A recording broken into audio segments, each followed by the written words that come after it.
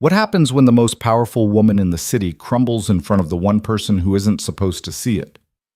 Tonight, I'm sharing a story about masks we wear, walls we build, and the unexpected moment everything falls apart. Stay with me until the end, hit that like button, and drop a comment telling me what city you're watching from. I want to see how far this story travels. The fluorescent lights of Langford Industries buzzed with the same relentless energy that had defined the past 18 months. Daniel Hayes stood near the break room, a plastic cup of lukewarm coffee in his hand, watching the celebration unfold from a safe distance. He'd never been comfortable at these things. Office parties, corporate backslapping, the forced camaraderie that came with hitting quarterly projections. Tonight was different, though. Tonight was bigger. The Harrison merger had closed. $43 million, 300 new jobs, front page of the business section for a week straight. Victoria Langford had pulled it off, and now the 30th floor looked like New Year's Eve had shown up 3 months early. Champagne flutes clinked. Laughter bounced off the glass walls. Someone had turned the conference room into a makeshift dance floor, and the bass line from some song Daniel didn't recognize throbbed through the floor beneath his feet. He didn't belong here. Not really. Daniel was 32, divorced for 4 years, and the single father of a 6-year-old daughter named Emma, who asked too many questions and believed in magic with the kind of certainty that made his chest ache. He worked in operations, logistics, supply chain coordination, the unglamorous machinery that kept everything running while people like Victoria Langford stood in front of cameras and talked about vision and innovation. He wore the same 3 button-downs on rotation, drove a 7-year-old sedan with a crack in the windshield, and his idea of celebrating a big win involved pepperoni pizza and letting Emma stay up past bedtime. But he'd been invited. Email from HR. All staff welcome. So here he was, nursing bad coffee and counting the minutes until he could leave without seeming rude. The crowd near the windows thickened as someone proposed a toast. Daniel recognized Marcus Chen from acquisitions, already 3 drinks deep and gesturing wildly. Beside him, Jennifer Park from legal laughed at something Daniel couldn't hear. The whole scene felt choreographed, like everyone had agreed in advance to perform enthusiasm. Everyone except Victoria.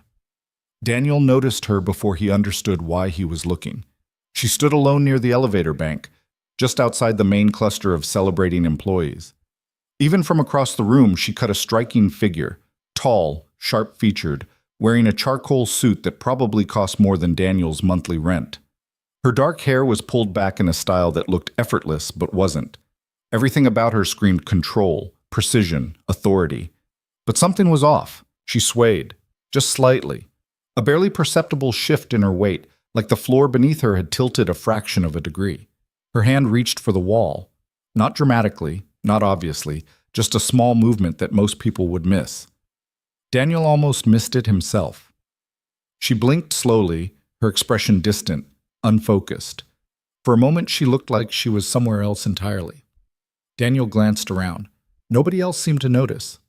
Marcus was still holding court. Jennifer had moved on to another conversation. The party churned forward, oblivious. Victoria pressed her fingertips to her temple. Her jaw tightened. She looked... Fragile wasn't the right word. Victoria Langford wasn't fragile. But standing there alone while 300 people celebrated her success, she looked like someone barely holding on. Daniel set his coffee cup on the nearest desk and started walking. He didn't think about it. Didn't weigh the appropriateness of approaching the CEO when she clearly wanted to be left alone. Didn't consider how it might look. Middle management guy crossing the invisible boundaries that kept people like him separated from people like her. He just moved. The noise of the party faded as he approached the elevator bank. The hallway here was quieter, dimmer. Victoria had her back to him now, one hand flat against the wall, her shoulders rising and falling with careful, measured breaths. Ms. Langford? She turned too quickly, and for half a second her expression was completely unguarded, raw, exhausted, something close to panic. Then the mask snapped back into place. Her spine straightened, her chin lifted. The CEO returned. Daniel. Her voice came out steady, professional. Enjoying the party? Not really. He kept his tone light, non-threatening. You okay? Of course. The words came automatically. Just needed some air. You sure? Because you looked... I'm fine. sharper now, the corporate armor fully engaged. Thank you for asking. Daniel should have backed off, should have nodded, made some polite excuse, and returned to his corner of the party. Instead, he said, "When's the last time you ate something?" Victoria blinked. Excuse me? Or slept. Actually slept, I mean, more than 4 hours. Something flickered across her face. Confusion, maybe. Or surprise that someone had asked. I don't see how that's relevant, Daniel finished. Yeah, probably not. But you're leaning on that wall like it's the only thing keeping you upright. And I've seen that look before. My ex-wife used to get it, right before she'd crash. I'm not your ex-wife. No kidding. A long silence stretched between them. Behind them, someone laughed loud enough to echo down the hallway. Victoria's gaze drifted toward the sound, then away, like she couldn't quite bring herself to look at all those people celebrating her name. I just need to get home, she said quietly. I called a car. It should be here soon. You sure you should be alone right now? Her eyes snapped to his, sharp and defensive. What's that supposed to mean? Daniel held up his hands. Nothing sinister. I just mean, you don't look great, and I'd feel like garbage if I let you leave and something happened. Let me? Her voice dropped to something dangerously low. You don't let me do anything, Mr. Hayes. Fair point. He met her stare without flinching. But I'm asking anyway. Let me make sure you get home okay. Victoria studied him. Really looked at him. Maybe for the first time since he'd started working here 2 years ago. Daniel wondered what she saw. A guy in a slightly rumpled shirt, coffee stain on the cuff he'd tried to hide under his sleeve. Wedding ring long gone, but the pale band still visible on his finger. Nothing impressive, nothing intimidating. Maybe that's why she said, "Fine." Daniel wasn't expecting it. Yeah? Yes. Victoria pushed off the wall, wobbled for a fraction of a second, then steadied herself. But I'm perfectly capable of… Sure, absolutely. I'll just walk with you, keep you company. She looked like she wanted to argue, but something stopped her. Exhaustion, maybe. Or the simple realization that fighting would take more energy than she had left. The elevator arrived with a soft chime. They stepped inside together. The doors closed, sealing them in chrome and silence. Daniel watched the numbers descend. 28, 27, 26. Victoria leaned against the railing, her eyes half closed. Big night, Daniel said. The merger, I mean. That's a huge deal. It is. You must be proud. Victoria's laugh came out sharp and bitter. Proud, sure. Daniel glanced at her. You're not? She opened her eyes. I'm tired, Mr. Hayes. Daniel's fine. I'm tired, Daniel. She emphasized his name like it was a foreign word she was testing out. I've been working on Harrison for 16 months. 16 months of meetings and negotiations and playing chess with people who'd sell their own grandmothers for a percentage point. And now it's done, and everyone's upstairs drinking champagne, and all I can think about is how we have to do it all over again next quarter. Sounds exhausting. It is. The elevator reached the parking garage. The doors opened onto concrete and fluorescent lights, and the smell of motor oil. Victoria's car sat near the entrance, a black sedan that probably cost more than Daniel would earn in 5 years. A driver stood beside it, checking his phone. Ms. Langford. The driver straightened. Ready to go. Victoria hesitated. For a moment she looked lost, like she'd forgotten where she was supposed to be going. Then she turned to Daniel. Thank you for the escort. Let me ride with you. Monsieur, that's not necessary. Probably not, but humor me. Another long pause. The driver glanced between them, confused. Finally, Victoria sighed. Fine. Michael, Mr. Hayes will be joining us. Michael, the driver, nodded and opened the rear door. Victoria slid inside and Daniel followed. The interior smelled like leather and something floral he couldn't identify. The seats were impossibly soft. This was not the kind of car Daniel had ever been in before. Michael pulled out of the garage and into the rainy Seattle night. The city slid past the windows, lights blurred by water, buildings reflected in puddles, the whole world soft and indistinct. Victoria sat on the far side of the back seat, her gaze fixed somewhere beyond the glass. Daniel didn't try to fill the silence. He'd learned that from Emma. Sometimes people just needed space to exist without having to perform or explain themselves. So he sat and watched the rain and waited. After 10 minutes, Victoria spoke. "You have a daughter." It wasn't a question. Daniel wondered how she knew. "Yeah, Emma, she's 6. She's lucky." "How do you figure?" "You care." Victoria still wasn't looking at him. About whether people are okay, whether they've eaten, whether they should be alone. Most people don't. Most people are just trying to get through the day. And you're not? Daniel smiled. "Oh, I definitely am, but I can multitask." That got something close to a laugh. Small, but real. They drove in silence for another few minutes before the car pulled up in front of a high-rise near Pike Place Market. Daniel recognized the building, luxury condos, the kind with doormen and private elevators and views that cost extra. Michael opened the door. Victoria stepped out, then looked back at Daniel. "Thank you for this." "No problem." She turned toward the building entrance, took 3 steps and stopped. Her hand went to her forehead. Her knees buckled slightly. Daniel was out of the car before he realized he'd moved. He caught her elbow, steadying her. "Okay, yeah, I'm coming up. I'm fine.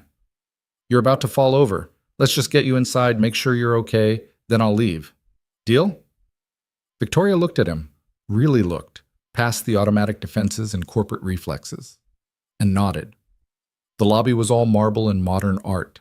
The doorman greeted Victoria by name but said nothing about Daniel, which suggested he was well-trained in not asking questions. They took the elevator to the 14th floor. Victoria fumbled with her keys, and Daniel gently took them from her hand, unlocking the door. The apartment was dark. Daniel found a light switch, and soft illumination filled a living space that looked like something from an architecture magazine. Floor-to-ceiling windows overlooking the city. Minimalist furniture in shades of gray and white. Everything clean, perfect, untouched. Empty. Victoria made it to the couch before her legs gave out. She sat heavily, her head dropping into her hands. Daniel stood awkwardly near the door. "Can I get you something? Water? Food?" "I'm fine." "You keep saying that." "Because it's true." Huh? Daniel spotted the kitchen.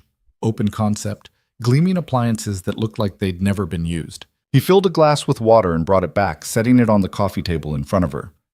"Drink." Victoria looked at the glass like it was a puzzle she couldn't solve. Then, slowly, she picked it up and took a sip. Then another. She drained half the glass before setting it down. "When's the last time you drank water?" Daniel asked. "I don't know." "Yeah, that's a problem." Silence settled over the apartment. Outside, the rain had picked up, drops pattering against the windows. The city lights glowed softly through the glass, painting everything in shades of amber and shadow. Victoria's hands were shaking. Daniel sat down on the opposite end of the couch, maintaining distance. "You want to talk about it?" "About what?"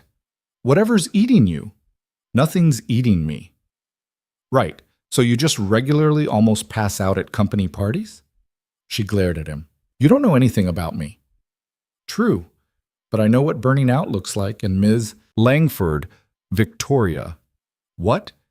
"If you're going to sit in my apartment and interrogate me, at least use my name." Daniel nodded. "Okay, Victoria. I know what burning out looks like, and you're there, or past there." She was quiet for a long time, her fingers twisted together in her lap. When she finally spoke, her voice was so soft Daniel almost missed it. "I'm scared." The words hung in the air like smoke. Daniel waited. "I'm scared," Victoria repeated, louder now. "All the time, every day. Every decision, every meeting. I'm terrified that I'm going to make the wrong call and everything's going to fall apart. That people will realize I don't actually know what I'm doing, that I'm just making it up as I go." "Isn't everyone?" She looked at him sharply. "What?" "Making it up. I mean, nobody really knows what they're doing, right?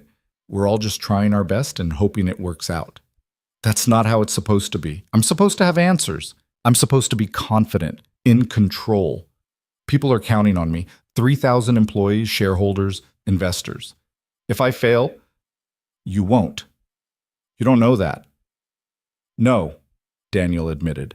But failing or not failing isn't really the problem, is it? The problem is you're carrying all of it alone. Victoria's composure cracked. Just a hairline fracture, but Daniel saw it. Her eyes got bright. Her breathing turned shallow. I don't have a choice. Why not? Because that's what it means to be in charge. You don't get to be weak. You don't get to fall apart. You have to be... Her voice broke. She pressed her palms against her eyes. You have to be perfect. That's bullshit. She laughed, wet, choked. Excuse me? Nobody's perfect, and pretending you are is just... It's exhausting. Trust me, I know. How would you know? Daniel shrugged. Because I spent 3 years trying to be the perfect husband, perfect father, keep everything together, never complain, never show weakness. And you know what happened? My marriage fell apart anyway. Turned out trying to be perfect just meant I wasn't being real, and that was worse. Victoria lowered her hands. Her eyes were red-rimmed, mascara slightly smudged. She looked human, breakable, real. I don't know how to do this, she whispered. Do what? Any of it. I built this company from nothing. I fought for every inch, and now that I have it, I'm terrified someone's going to take it away, or that I'll destroy it myself, or that I'll wake up one day and realize I gave up everything, friends, relationships, sleep, any kind of normal life, for something that doesn't even matter. Does it matter? I don't know. The admission seemed to cost her something. I used to think so, but lately I just feel empty, like I'm running on fumes and there's nothing left. Daniel didn't have an answer for that. He wasn't a therapist, wasn't qualified to fix whatever was broken here. But he remembered sitting alone in his apartment 4 years ago, after Lauren left, holding Emma while she cried and feeling like the world had ended. He remembered the weight of it, the loneliness, the fear, the crushing certainty that he'd failed at something fundamental. He remembered the neighbor who'd knocked on his door with a casserole and stayed to listen when he finally broke down. Sometimes the answer wasn't fixing. Sometimes it was just being there. You're not alone, Daniel said quietly. Victoria looked at him like he'd spoken a foreign language. What? I know it feels like it, but you're not alone. Not tonight, anyway. You don't even know me. So? Doesn't mean I can't sit here and make sure you're okay. Something shifted in her expression, surprise maybe, or disbelief that someone would do this without wanting something in return. She opened her mouth, closed it, started to speak, stopped. Why? She finally asked. Why what? Why are you doing this? You could have left, should have left. I'm your boss's boss's boss. This is, she gestured vaguely between them, inappropriate. Daniel considered that. Yeah, probably. But you looked like you needed help, and I'm pretty good at ignoring what I'm supposed to do when it conflicts with what's right. Victoria stared at him.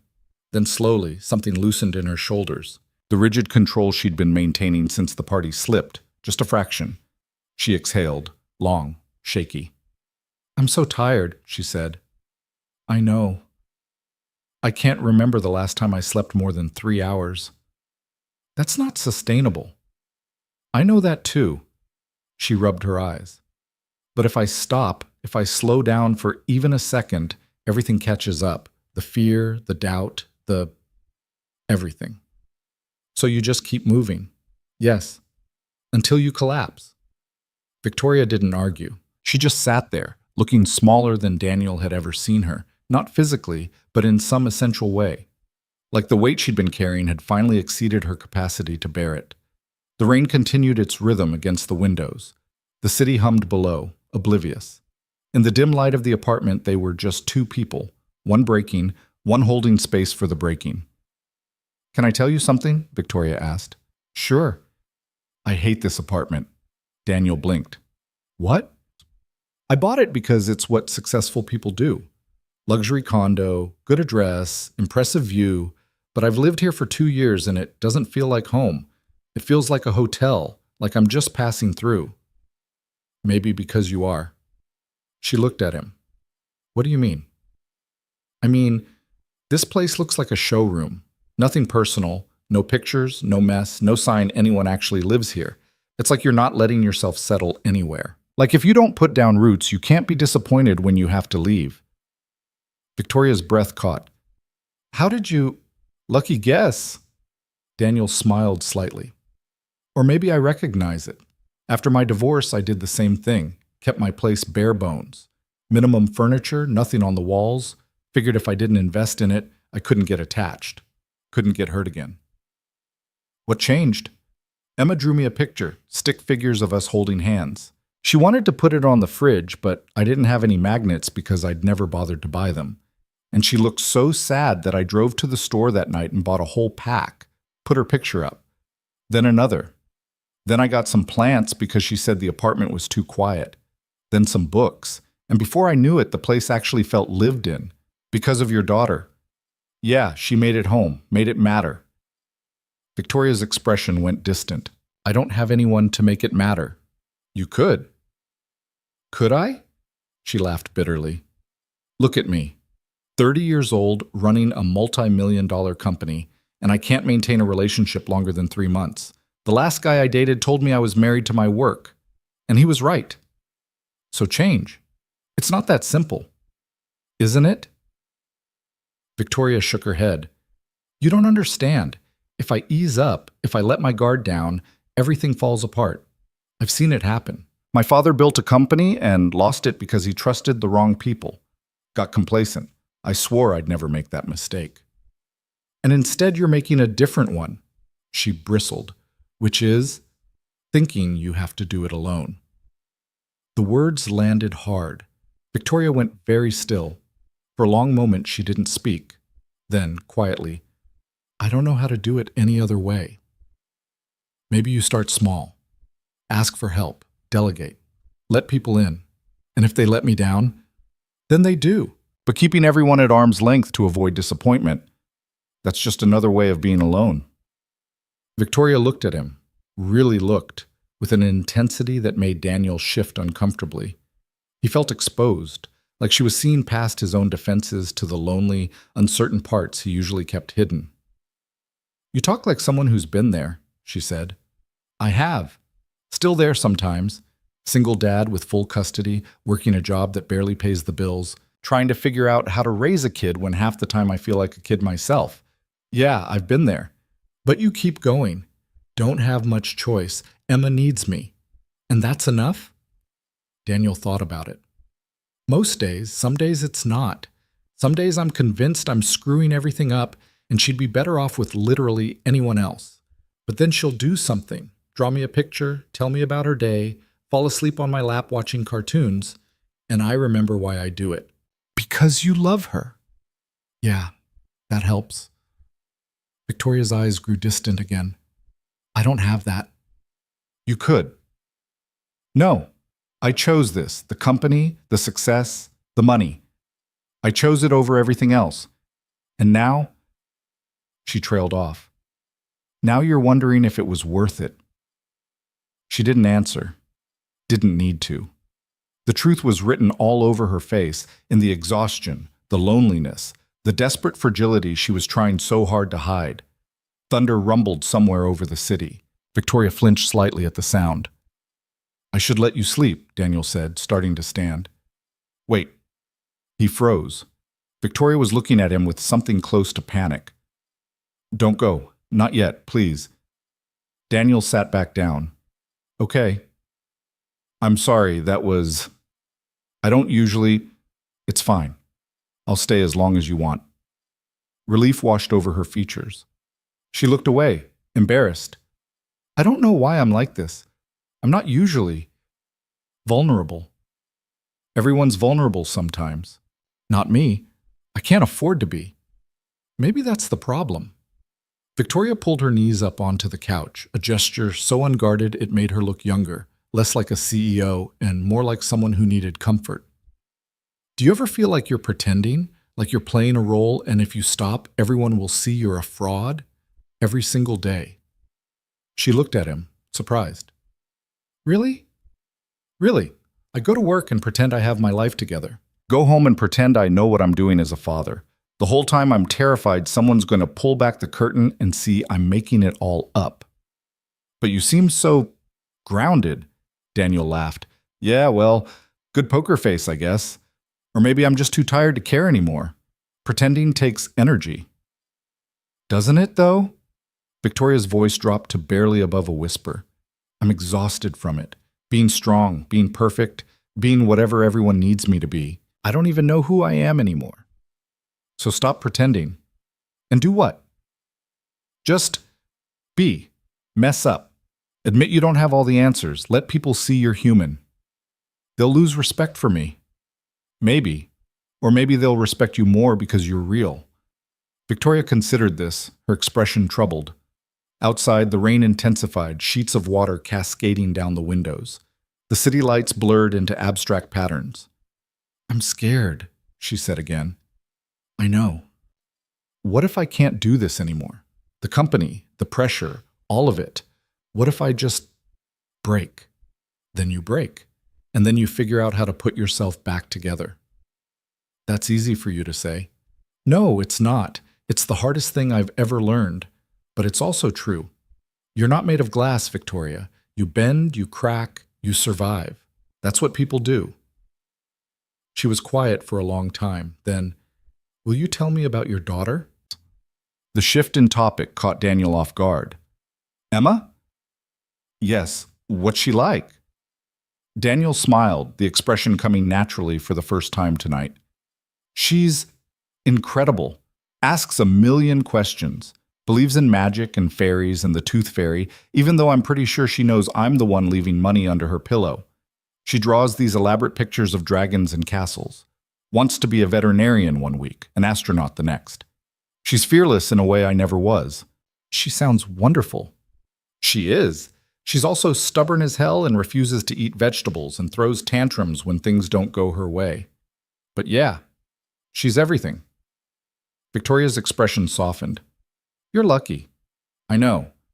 I always wanted kids, not seriously, not like a plan, but in the abstract, someday. When there was time. But there's never time. There could be. Not for someone like me. How would that even work? I'm at the office 70 hours a week. I travel constantly. I can't even keep a houseplant alive. Those are logistics, not reasons. Victoria shook her head. It's too late. I chose my path. Nothing's too late unless you decide it is. She looked at him with an expression Daniel couldn't quite read, something between hope and despair. Why are you being so kind to me? Because you need it, and because someone was kind to me when I needed it. Seems like the right thing to do. Most people aren't like that. Maybe you've been around the wrong people. A small, sad smile crossed her face. Maybe. They sat in comfortable silence for a while. Victoria's eyes started to droop. The adrenaline and tension were draining away, leaving her looking bone-tired. Daniel wondered when she'd last let herself truly rest. You should sleep, he said gently. I will. In a bit. Victoria. I know, I don't want to be alone right now. Is that pathetic? No, it's human. She looked at him gratefully. Thank you. For staying, for listening, for not treating me like I'm made of porcelain or judging me for falling apart. Everyone falls apart sometimes. Doesn't make you weak. It feels weak. That's the exhaustion talking. Tomorrow, when you've slept and eaten and had some time to breathe, this'll all look different. Victoria nodded, though she didn't look convinced. Her eyelids fluttered. She was fighting sleep, Daniel realized, fighting the vulnerability that came with letting go. I'll stay until you fall asleep, he offered. Make sure you're okay. You don't have to. I know, but I will. She studied his face, searching for something. Whatever she found seemed to satisfy her because she nodded and settled deeper into the couch. Just for a few minutes. Sure. Within 5 minutes, her breathing had evened out. Her features smoothed, the tension lines around her eyes and mouth relaxing. Asleep, she looked younger, less burdened. Daniel wondered if this was the first peaceful rest she'd had in months. He stayed for another 20 minutes, making sure she wasn't going to wake up. Then carefully, he found a blanket draped over an armchair and laid it over her. She stirred slightly, but didn't wake. Daniel left quietly, locking the door behind him and leaving the keys with the building's doorman. Outside, the rain had stopped, leaving the streets wet and glistening under the streetlights. The city felt fresh, washed clean. He walked to the nearest bus stop, hands in his pockets, thinking about the woman he'd just left sleeping in her too-perfect apartment. Thinking about masks and breaking points and the strange intimacy that came from seeing someone at their lowest. Tomorrow, she'd probably go back to being the untouchable CEO. He'd go back to being just another employee. Tonight would become a weird blip, something they'd both pretend didn't happen. But for now, in this quiet moment between rain and morning, Daniel had done something simple. He'd seen someone struggling and chosen not to look away. Sometimes that was enough. The bus ride home took 40 minutes. Daniel stared out the rain-streaked window, watching the city slip past in smears of light and shadow. His phone buzzed twice. Texts from his sister asking if he was still at the party, if he'd talked to anyone interesting. He didn't reply. Didn't know how to explain what had just happened, or if he even should. By the time he reached his apartment building in Ballard, it was past midnight. The babysitter, Mrs. Chen from down the hall, was asleep on his couch with the television murmuring softly.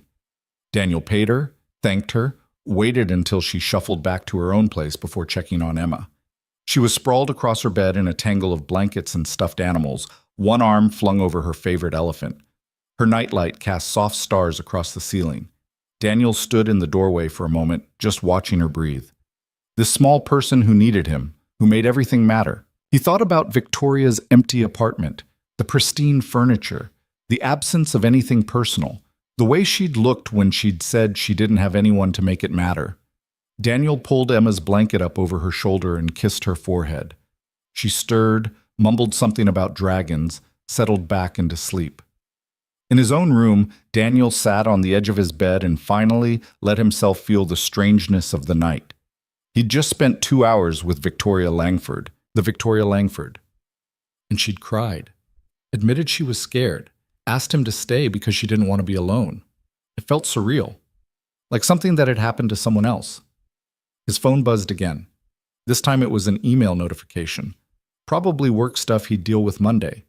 He ignored it and fell asleep still wearing his work clothes. Saturday morning arrived with Emma jumping on his bed at 7:15, demanding pancakes and asking why he smelled weird. "I don't smell weird," Daniel protested, though he definitely needed a shower. "You smell like grown-up party," Emma announced with the confidence of someone who'd never been to a grown-up party. "Did you have fun?" "It was fine." "Did you talk to anyone?" "A few people." "Did you make any friends?" Daniel thought about Victoria, asleep on her couch, vulnerable and exhausted. "Maybe. I don't know yet." Emma seemed satisfied with this answer and dragged him to the kitchen to make good on the pancake promise. They spent the morning in easy routine, breakfast, cartoons, a trip to the park despite the lingering dampness from last night's rain. Emma found a stick she declared magical and spent 20 minutes casting spells on pigeons. Normal. Safe. The kind of Saturday that made Daniel forget about corporate parties and billionaire CEOs having breakdowns. Except he couldn't quite forget. He kept thinking about the way Victoria's voice had cracked when she'd said she was scared. The resignation in her expression when she'd talked about her too-perfect apartment feeling like a hotel. The desperate relief when he'd agreed to stay. By Sunday afternoon, Daniel had almost convinced himself it had been a fever dream. Monday morning, he'd go back to work, and everything would be exactly the same. Victoria would be the untouchable CEO again. He'd be the guy in operations who nobody noticed. They'd pass in hallways, and she wouldn't even remember his name. That would be easier. Monday proved him half right. Daniel arrived at the office at 8:30, coffee in hand, mentally preparing for the usual grind of emails and logistics meetings. The 30th floor looked normal, no evidence of Friday's party except some extra recycling bins near the break room. People moved through their morning routines with the glazed efficiency of corporate drones everywhere. Marcus Chen cornered Daniel near the elevator. "Hayes, hell of a party Friday, right?" "Yeah, it was something." "Did you see Langford's speech?" "God damn inspiring. That woman's a machine." Daniel thought about Victoria trembling on her couch, admitting she didn't know what she was doing. "Sure." You left early, though, didn't you? I looked for you around 10 and you were gone. Had to get back to my kid. Right. The single dad thing. Marcus said it like it was a character trait, something quirky but ultimately irrelevant. Must be tough. It's fine. Marcus clapped him on the shoulder and wandered off toward his cubicle. Daniel exhaled slowly and headed to his own desk. The morning passed in a blur of emails and spreadsheets. Daniel reviewed shipping schedules, coordinated with suppliers, dealt with a minor crisis involving delayed components from a manufacturer in Taiwan. Normal stuff. The machinery of business grinding forward. At 11, his desk phone rang. Daniel Hayes? Mr. Hayes, this is Stephanie from Ms. Langford's office. The voice was crisp, professional. Ms. Langford would like to see you at 11:30. Are you available? Daniel's stomach dropped. Yeah, sure. Is everything 11:30, 14th floor, executive suite. Thank you. The line went dead. Daniel stared at the phone. 14 minutes. He had 14 minutes to figure out what the hell this was about, and whether he was about to be fired for inappropriate boundary crossing. He spent those 14 minutes spiraling. Should he have left her apartment Friday night? Should he not have gone in the first place? Had he overstepped? Said something wrong? Maybe she'd reported him to HR. Maybe this was the professional, corporate way of making sure he understood his place. At 11:28, Daniel stepped into the elevator and pressed 14. The executive floor was different from the rest of the building, quieter. The carpet was thicker, the lighting softer. Everything whispered money and power. A receptionist sat at a sleek desk that probably cost more than Daniel's car. Daniel Hayes, he said, voice rougher than intended. I have an 11:30 with Ms. Langford. The receptionist smiled professionally. Of course. One moment. She spoke quietly into her headset, then gestured toward a hallway. Third door on the left. Ms. Langford is expecting you. Daniel's hands were sweating. He wiped them on his pants and walked down the hallway, past offices with closed doors and abstract art on the walls. The third door was slightly ajar. He knocked. Come in. Victoria's office was massive, floor-to-ceiling windows overlooking the city, a desk that looked hand-carved from expensive wood, bookshelves lined with business texts and awards. Victoria herself sat behind the desk, wearing a navy suit that looked fresh from a magazine cover. Her hair was perfect, her makeup flawless, every inch the composed CEO. She looked up as Daniel entered, and for just a second, barely a heartbeat, something flickered in her expression. Recognition, maybe embarrassment. Then the professional mask locked into place. Mr. Hayes, thank you for coming. Daniel stood awkwardly near the door. You wanted to see me? Please sit.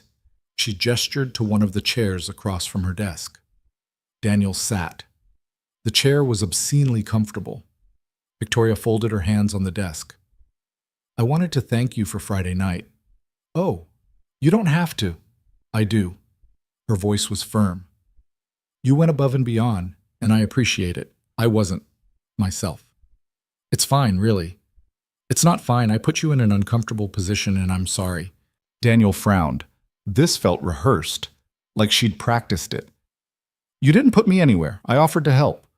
Still, it was inappropriate of me to accept. Why? Victoria blinked. Excuse me? Why was it inappropriate? You needed help. I helped. Seems pretty straightforward. She looked thrown by this. I'm your employer. There are boundaries. Yeah, but you're also a person, and people help each other. Silence stretched between them. Victoria's carefully constructed composure wavered. She glanced at the door, then back at Daniel. I don't usually... She stopped, started again. Friday was unusual. I want you to know that. Okay. I mean, I don't typically fall apart like that. You didn't fall apart. You were exhausted. I was weak. You were human. Victoria's jaw tightened. I can't afford to be human, Mr. Hayes. Not in this position. Daniel, and that's bullshit. Her eyes widened. Excuse me? It's bullshit, Daniel repeated. You can't just be a CEO 24/7. You'll burn out, or you already have, and you're just running on fumes. That's not your concern. Maybe not, But I'm sitting here anyway, so... Victoria stared at him like he was a puzzle she couldn't solve. You're very direct.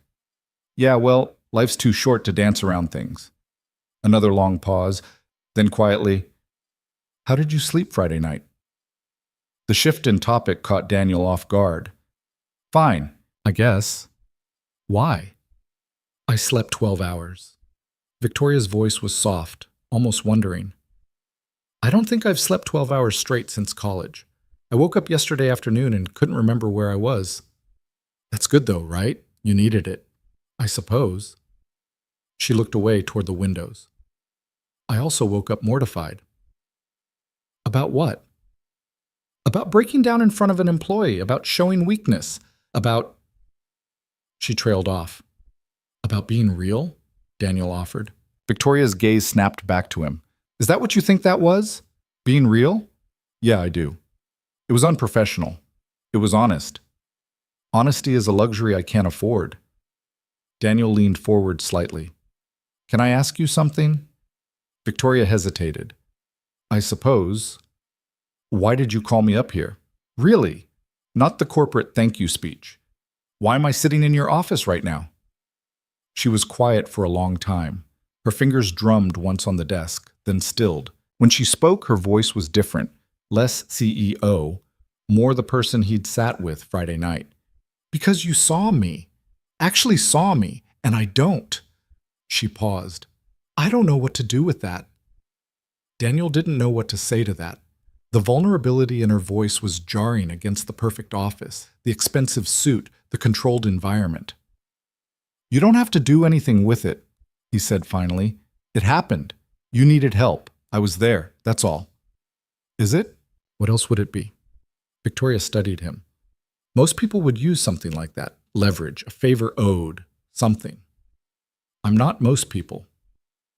I'm starting to realize that. The air in the office felt thick. Daniel shifted in his chair. So what now?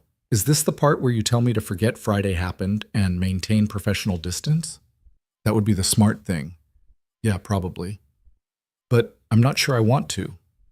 Daniel blinked. What? Victoria stood, moving to the window. She stood with her back to him, silhouetted against the cityscape. I've been thinking about what you said, about being real, about letting people in. Okay. I don't know how to do that. I've spent so long building walls, maintaining distance. It keeps things safe, predictable. Lonely, Daniel added quietly. She glanced back at him. Yes, lonely. A pause. I hired a therapist this weekend. Yeah? First session is Wednesday. I don't know if it'll help, but she shrugged. It's a start. That's good, really good. I also spoke to my board about delegating more, but brought in a COO to handle day-to-day operations so I can focus on strategy instead of trying to do everything myself. Daniel smiled. Sounds like you had a productive weekend. I had a wake-up call Friday night. Couldn't ignore it anymore. She turned to face him fully. That was you. You forced me to look at what I was doing to myself. I just listened. No, you did more than that. You stayed when you didn't have to. You didn't judge or try to fix me. You just were there. Her voice caught slightly. Nobody's done that in a long time. Daniel didn't know how to respond to that. The gratitude in her expression felt too heavy, too significant. Anyone would have done the same, he said. No, they wouldn't. Most people see the CEO. You saw the person. She moved back toward the desk, but didn't sit. I want to apologize for putting you in that position, and I want to thank you for not taking advantage of it. You don't need to thank me for basic human decency. Maybe I do. Maybe that's part of the problem. I'm so used to people wanting something that genuine kindness feels like a threat. That's depressing. Victoria laughed, short, surprised. Yes, it is. Silence fell again, but it felt different now. Less tense, almost comfortable. Can I ask you something? Victoria said. Sure. What made you come over Friday night at the party? You could have ignored me. Should have, probably. Daniel thought about it. I saw someone who needed help. Seemed like the right thing to do. That simple? Yeah, that's simple. You're a better person than most. I'm really not. I'm just a dad trying to get through the week without screwing up too badly. Victoria smiled, small, genuine. You're doing better than you think. How would you know?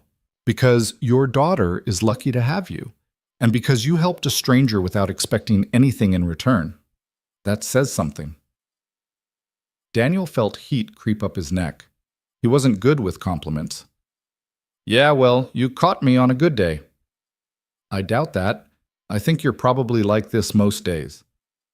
You don't know me well enough to say that. Maybe not, but I'd like to.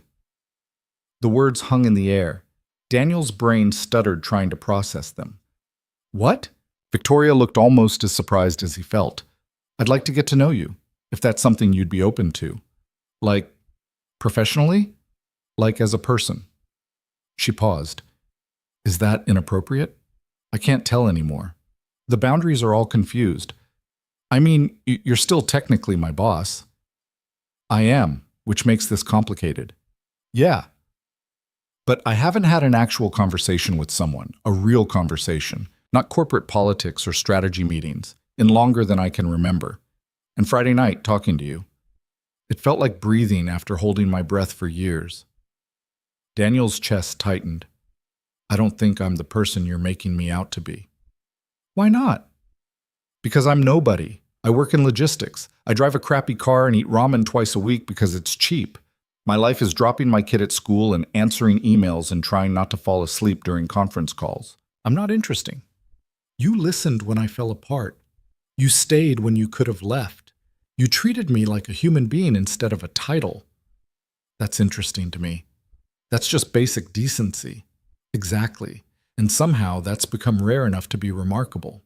Daniel ran a hand through his hair. I don't know what you're asking me. I'm asking if we can be friends. Or something like it. I know it's strange. I know I'm your employer and there are power dynamics and probably 50 HR policies against this. But I'm tired of being isolated, and you're the first person in years who's seen me without wanting something. I work for you. Technically, I want a paycheck. Victoria smiled. You know what I mean. Daniel did know. He also knew this was probably a terrible idea. Getting personally involved with the CEO, even as friends, was asking for complications. Office politics, gossip, the appearance of favoritism. But he looked at Victoria standing in her perfect office with her carefully constructed life, and all he could see was the woman on the couch Friday night asking him not to leave. Okay, he heard himself say. Okay? Yeah, friends, or whatever, sure. Relief washed over Victoria's face. Really? Why not? Life's weird anyway. She laughed, genuine, surprised. It is, isn't it? So what does this look like? Weekly coffee meetings? Do we exchange friendship bracelets? I don't know. I haven't had a friend in, I can't remember how long. That's sad. I know. Daniel stood. Well, we'll figure it out, but maybe start with something low stakes, like lunch. Lunch? Yeah. Normal people eat lunch together, talk about their day, complain about work. I can't complain about work. I own the work. Even better, you can complain about employees instead. Victoria smiled. All right, lunch. When? I don't know. Whenever. You're the one with the executive calendar. Thursday? Sure, Thursday. They stood there awkwardly for a moment, neither quite sure how to end this conversation. Finally, Daniel moved toward the door. Thanks for, the whole not firing me thing. I wasn't going to fire you. Could have fooled me. I was sweating bullets in the elevator. Were you really? Terrified. Thought for sure I'd overstepped. Victoria's expression softened. You didn't. You helped. There's a difference. Daniel nodded. Okay, good. Then I'll see you Thursday. Thursday. He left the office feeling like he'd just navigated a minefield in the dark and somehow made it out intact. The elevator ride down felt surreal. Had that actually happened? Had Victoria Langford just asked to be his friend? Marcus was waiting by Daniel's desk when he got back. Where'd you disappear to? Meeting, Daniel said vaguely. With who? Just department stuff. Marcus looked suspicious, but let it drop. Daniel spent the rest of the day in a fog, half focused on his work, half replaying the conversation in his head. That night, after Emma was in bed, Daniel's sister called. "So how was the party?" Amy asked. "Weird." "Weird how?" "Just weird." "Daniel, I swear if you're being cryptic to annoy me." "I'm not. It was just a weird night." Amy sighed. "Did you at least talk to anyone? Network? You know, like normal people do at work events?" Daniel thought about Victoria crying on her couch, asking him to stay. "Yeah, I talked to someone." "Good. Maybe you'll finally get that promotion you've been passed over for 3 times. It's not like that." "What's it like then?" Daniel didn't know how to answer. "I'll tell you when I figure it out." Tuesday passed in a blur of normalcy. Wednesday, too. Daniel picked Emma up from school, made dinner, helped with homework, read bedtime stories. The routine comforted him. This was real, his daughter, his apartment, the life he'd built from the wreckage of his divorce. Thursday morning, Daniel's phone buzzed with a text from an unknown number. "Noon? There's a cafe 2 blocks south on 3rd. Stephanie will send you the address. Victoria." Daniel stared at the message. She'd given him her personal number. The CEO of a multi-million-dollar company had given him her personal cell phone number. He typed back, "See you there." The cafe was small, tucked between a bookstore and a dry cleaner.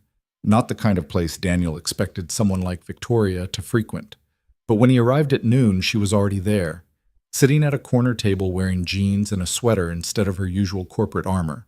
She looked almost normal. "Hey," Daniel said, sliding into the seat across from her. "Hi."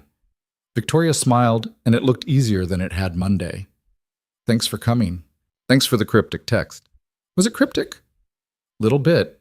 Very spy movie." She laughed. "I was trying to be casual." "You failed, but points for effort." They ordered sandwiches and coffee. For the first few minutes, the conversation was stilted, awkward. 2 people trying to figure out how to be normal with each other when nothing about their relationship was normal.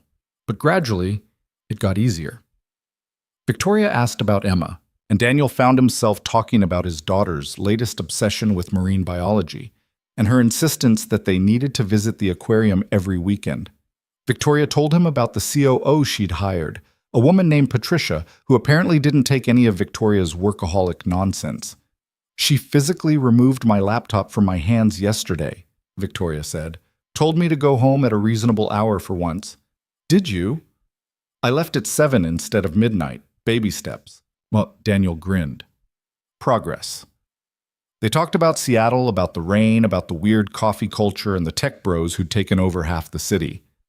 Normal stuff, easy stuff. Victoria seemed lighter somehow, less burdened, or maybe just less determined to hide the burden. "This is nice," she said at one point. "What?" "This, talking, not thinking about quarterly reports or investor calls or any of it." "Yeah, it is. I'd forgotten what this feels like, just being." Daniel understood. He'd felt it too after his divorce, the weight of pretending lifting, even briefly. "It's easier when you're not performing." "Is that what I was doing? Performing? Aren't we all?" Victoria considered this. "I suppose, but some of us have bigger stages. Doesn't make the performance less exhausting." "No," she agreed quietly. "It doesn't." They sat in comfortable silence for a moment.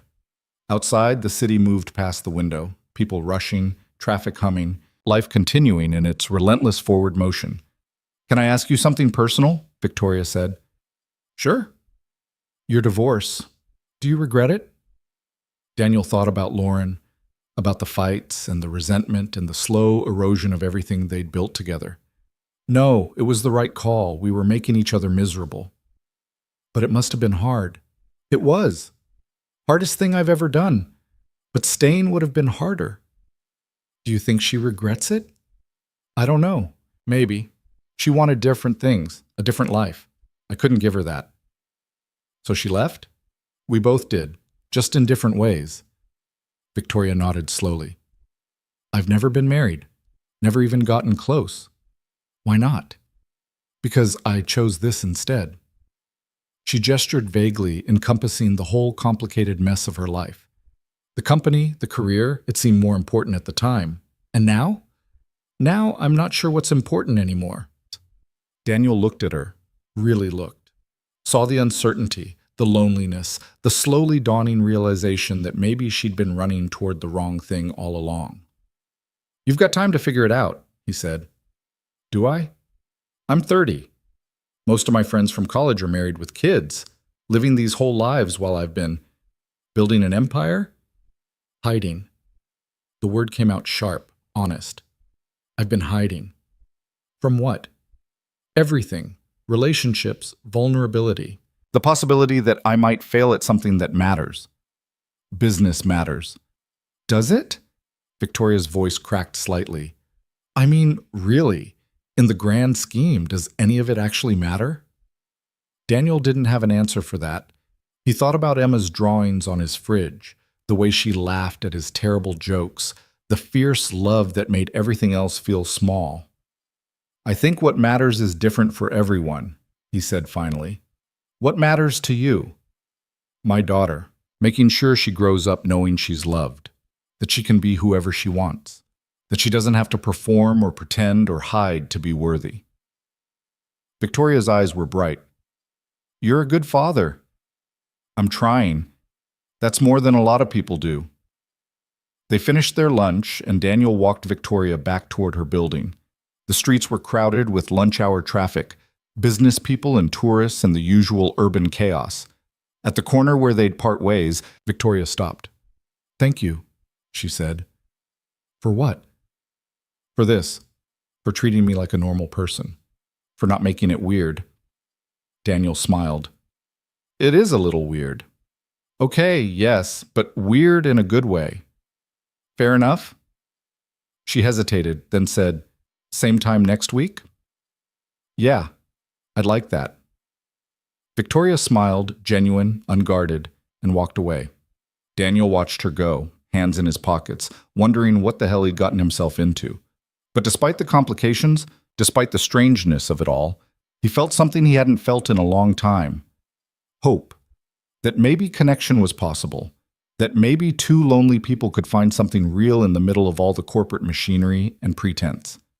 Maybe. The lunches became routine over the next month. Every Thursday at noon, Daniel and Victoria met at the same small cafe, carving out an hour from their vastly different worlds to just talk. They avoided office politics, kept it personal. Books they'd read, movies they'd seen, the small frustrations and victories that made up normal life. Except Victoria's life wasn't normal, and pretending it was became harder with each passing week. "There's a gala next Saturday," she said during their fourth lunch, picking at a Caesar salad she'd barely touched. "Annual charity thing. Black tie, donors, all the people I'm supposed to impress." "Sounds fun," Daniel said, though his tone made it clear he meant the opposite. "It's torture. 3 hours of small talk and fake smiles." She paused, fork suspended mid-air. "Come with me."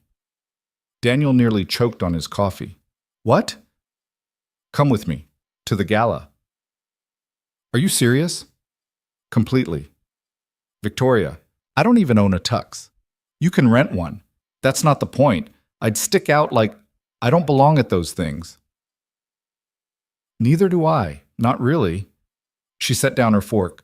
"But I have to go, and it would be easier with someone there who doesn't want anything from me." Daniel stared at her.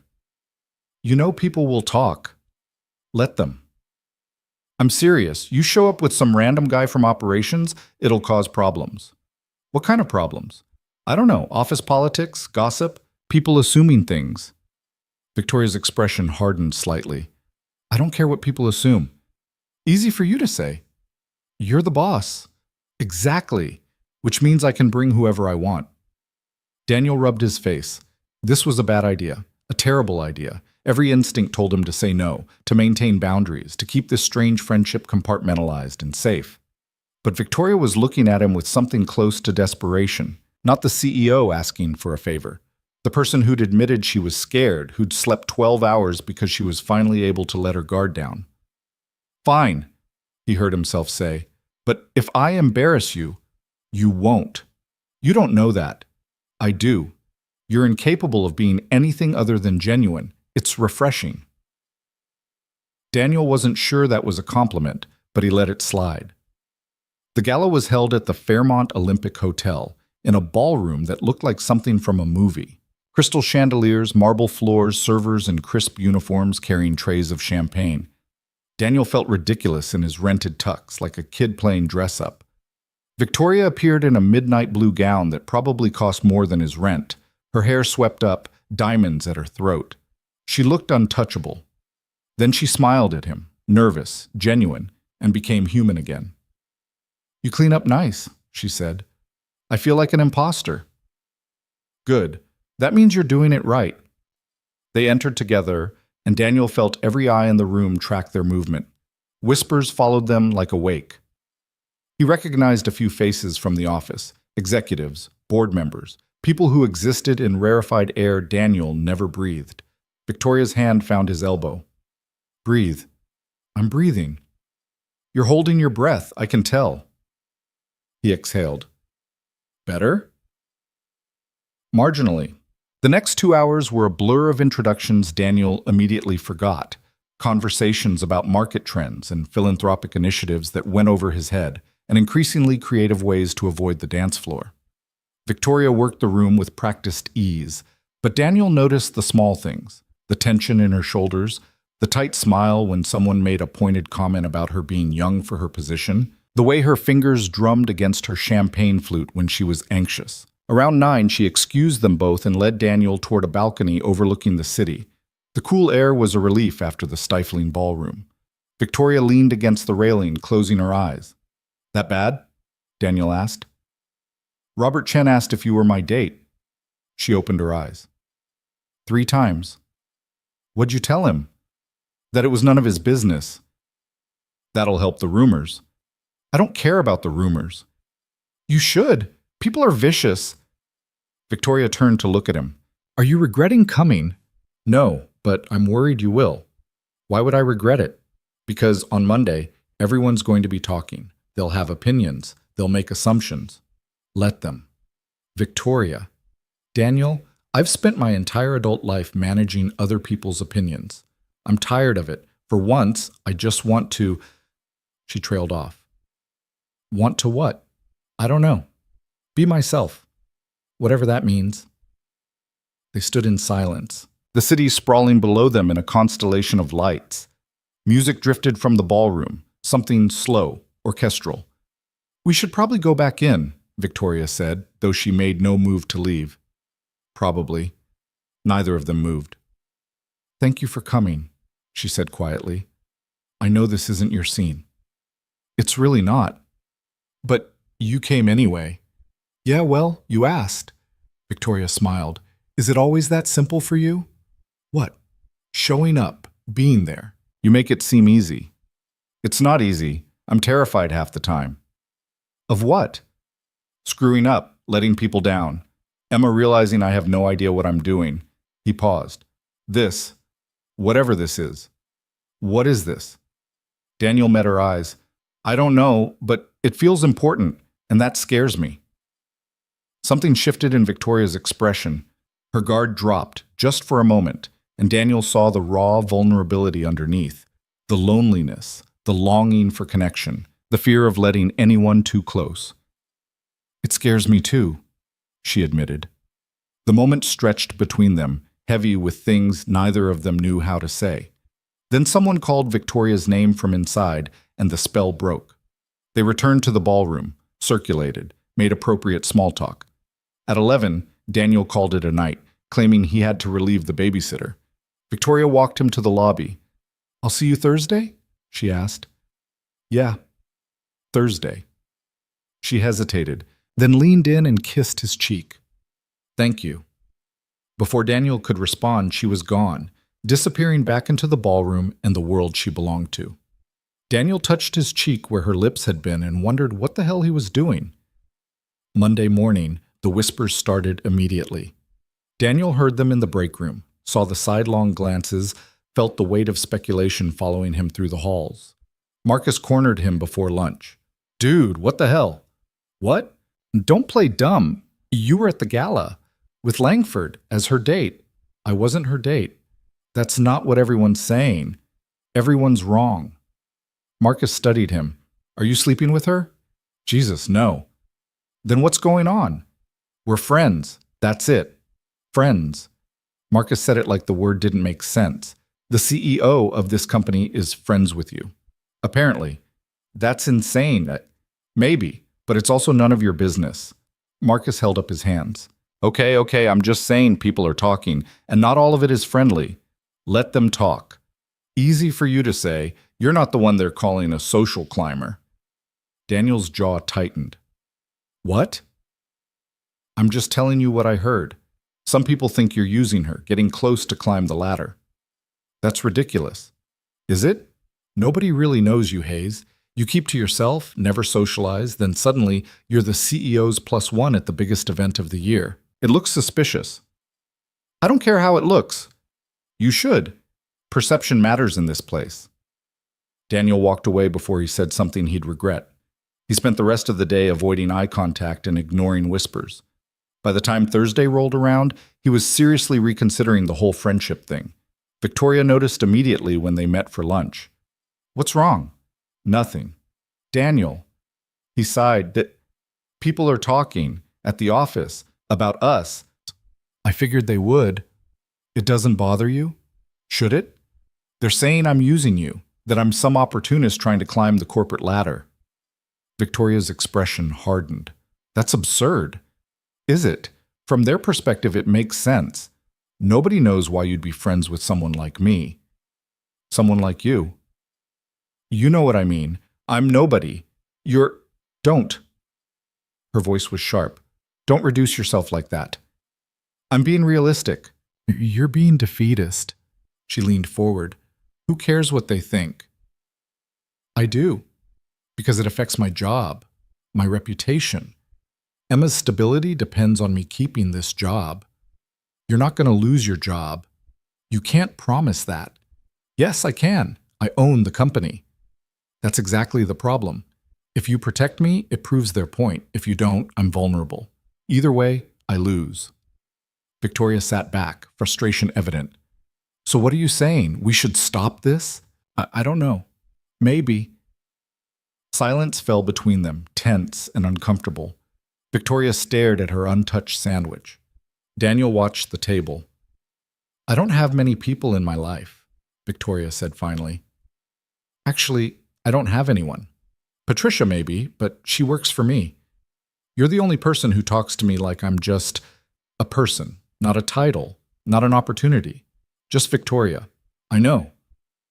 If we stop this, I go back to being alone. And I don't think I can do that anymore. Daniel looked up. Her eyes were bright, but she wasn't crying, just honest, raw. This is complicated, he said. I know. People are going to make it harder. I know that too. And I'm not sure I'm strong enough to deal with it. The judgment, the suspicion. I've got Emma to think about. I understand if you need to step back. I didn't say that. Victoria blinked. What? I said it's complicated. I didn't say I wanted to stop. You don't? No, but we need to figure out how to do this without it destroying both our lives. A small smile crossed Victoria's face. Any ideas? Not really, but maybe we stop hiding it, stop trying to pretend it's something it's not. Which is? I don't know, but it's real. And maybe if we're just honest about that, whatever that means, people will eventually get over it. Or they'll make it worse. Possibly, but hiding hasn't worked so far. Victoria considered this. You're suggesting we just own it. Yeah, I mean, we're not doing anything wrong. We're friends. That's allowed. In theory. In practice, too. People can think whatever they want. Doesn't change the truth. Victoria's smile widened. When did you become wise? I'm not wise. I'm just tired of caring what people think. That sounds wise to me. They finished lunch with the tension dissipated, replaced by something lighter. When they parted ways, Victoria squeezed his hand. Thank you. For what? For not giving up on this. On me. Yeah, well, you're stuck with me now. I can live with that. The office gossip didn't stop, but Daniel stopped caring. Or he tried to. It was harder when Jennifer Park made a snide comment about social climbing, or when he overheard two people from accounting speculating about his relationship with Victoria. But he focused on his work, on Emma, on the Thursday lunches that had become the highlight of his week. Victoria seemed lighter too. The therapist was helping, she told him. She'd cut her work hours from 70 to 50, started sleeping more, eating regularly. The hollow exhaustion that had defined her that first night was fading, replaced by something that looked almost like peace. "Patricia's amazing," Victoria said one Thursday in late November. "She told me yesterday that I needed to stop micromanaging or she'd quit, just flat out said it." "What'd you do?" I laughed. Then I delegated 3 projects I'd been clinging to for no reason. Progress. It is, isn't it? I keep waiting for everything to fall apart without me controlling every detail. But it hasn't. The company's fine. Better than fine, actually. Turns out you don't have to do everything yourself. Turns out, she paused, my therapist says I have trust issues. No kidding, Victoria laughed. You're not supposed to agree that quickly. Sorry, but yeah, you do. I know. I'm working on it. She picked at her salad. She also said I use work to avoid dealing with emotions. Also not shocking. You're terrible at this supportive friend thing. I'm honest. That's different. Fair point. Victoria set down her fork. She asked about you. Daniel looked up sharply. What? My therapist. She asked about you, about our friendship. What'd you tell her? That you're the first real friend I've had in years. That talking to you makes me feel normal. That I look forward to Thursdays more than I should. Daniel's chest tightened. More than you should? Victoria met his eyes. Yes. The air between them shifted. Something unspoken hung there, heavy and dangerous. Victoria, I know. I know what you're going to say. That we're friends. That's all this is. That anything else would be complicated and messy and probably a disaster. Would it? She looked startled. Would it what? Be a disaster. I don't know. Probably. You have Emma. I have the company. Our lives don't fit together. No, they don't. So we're friends. Right, friends. But the word felt insufficient now, too small for what was actually happening between them. They didn't talk about it again that day, but it lingered. Daniel thought about it on the bus ride home, while making dinner, while reading Emma her bedtime story. Victoria's words echoed in his head. I look forward to Thursdays more than I should. He looked forward to them too. More than was probably healthy for a friendship with his employer. More than made sense for two people whose lives existed in completely different orbits. Emma noticed he was distracted. Daddy, you're not listening. Sorry, sweetheart. What were you saying? I said, do you have a girlfriend? Daniel nearly dropped the book. What? No. Why would you ask that? Because you smile at your phone sometimes, and you get dressed up on Thursdays. I don't get dressed up. You wear your nice shirt, the blue one without the coffee stain. Daniel couldn't argue with that. I have lunch with a friend on Thursdays, that's all. A friend who's a girl? Yes. Emma's eyes lit up. Is she pretty? Emma. Is she nice? Does she like dragons? Can I meet her? Whoa, slow down. It's not like that. Like what? Like anything. We're just friends. Emma looked skeptical. That's what Mommy said about Uncle Brian before she married him. Daniel winced. Lauren had remarried 6 months ago to her coworker Brian. Emma seemed okay with it, but it still stung sometimes. This is different, Daniel said. How? It just is. Emma studied him with the uncomfortable perception children sometimes had. You should bring her to meet me. I don't think that's a good idea. Why not? Because it's complicated. You always say that when you don't want to explain things. She wasn't wrong. Daniel kissed her forehead. Get some sleep, dragon expert. Promise you'll think about it? About what? Bringing your friend to meet me. I'm very good at meeting people. Daniel smiled despite himself. I'll think about it. But thinking about it meant imagining Victoria in his small apartment, meeting Emma, seeing the life he'd built that was so far removed from boardrooms and galas. It meant blurring lines that were already blurry enough. It meant admitting this had become something more than friendship, even if neither of them was ready to name it. Thursday came again, and Daniel found himself sitting across from Victoria in their usual spot, trying to figure out how to bring it up. "You're quiet today," Victoria observed. "Yeah, just thinking." "About?" "Emma asked about you." Victoria's eyebrows rose. "She did?" "She wanted to know if you were my girlfriend, then asked if she could meet you." "Oh." Victoria set down her coffee cup carefully. "What did you tell her?" "That we're friends, that it's complicated." "It is complicated." "I know, but maybe—" Daniel trailed off. "Maybe what?" "Maybe it doesn't have to be. Maybe we're making it complicated by overthinking it." "What are you suggesting?" Daniel took a breath. "Come to dinner this weekend at my place. Meet Emma. See the real, unglamorous version of my life." Victoria looked stunned. "Are you sure?" "No, but I'm asking anyway." "What about the boundaries, the office politics?" "Screw the office politics. I'm tired of hiding, tired of pretending this is just casual Thursday lunches." "Daniel, I'm not saying I know what this is. I don't. But it's something. And Emma's the most important person in my life. If you're going to be in my life, you should meet her." Victoria's expression was unreadable. For a long moment, she didn't speak. Then quietly, "Okay." "Yeah?" "Yes, I'd like that. I'd like to meet her." Daniel felt something loosen in his chest. "Saturday? 6 o'clock?" "Saturday at 6. They finished lunch with a new energy between them, anticipation mixed with nervousness. When they parted ways, Victoria touched his arm. "Thank you for this." "Don't thank me yet. Emma's going to interrogate you about dragons and whether you believe in magic." Victoria smiled. "I can handle that. We'll see." Saturday evening, Daniel cleaned his apartment with a level of intensity usually reserved for pre-inspection military barracks. Emma watched with amusement. "Daddy, why are you being weird?" "I'm not being weird." "You vacuumed twice. The carpet was dirty. You also put on cologne. You never wear cologne." Daniel stopped fluffing throw pillows he didn't remember buying.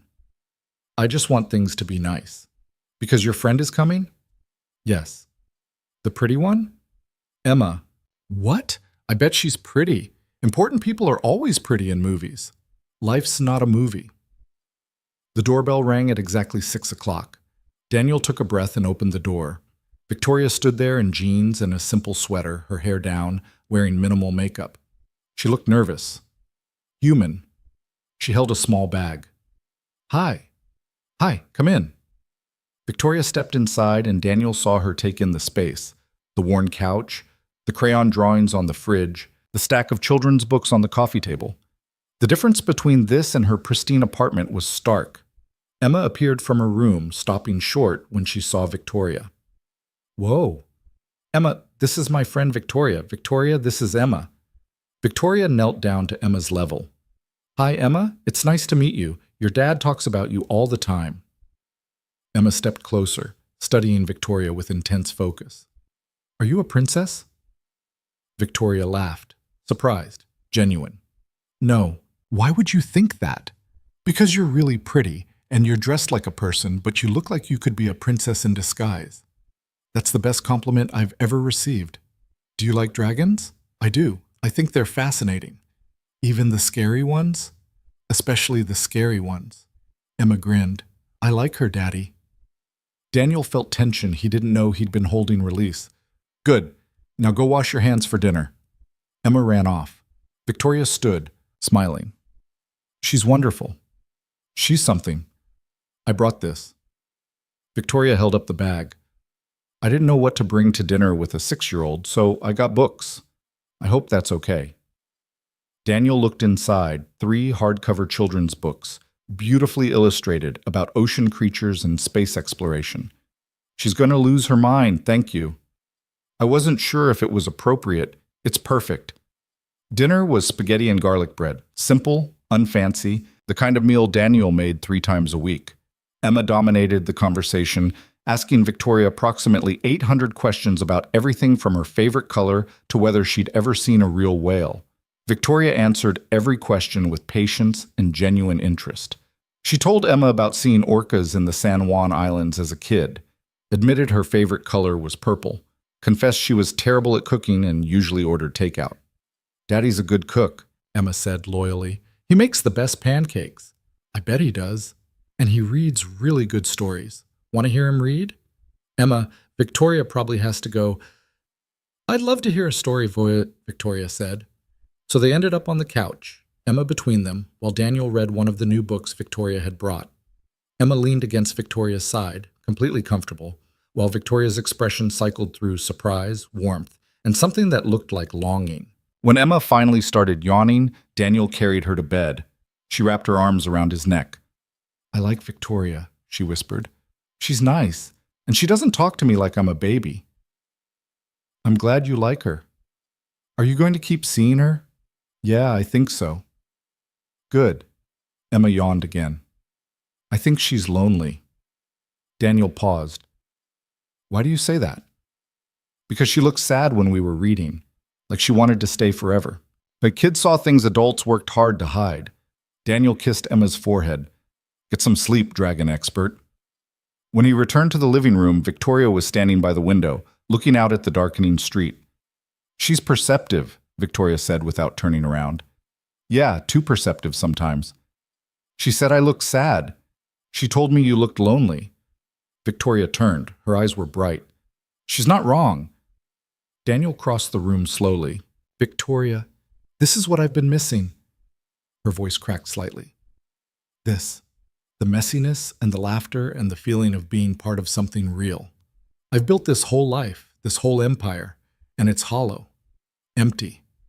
And sitting on your couch reading to your daughter felt more real than anything I've done in years.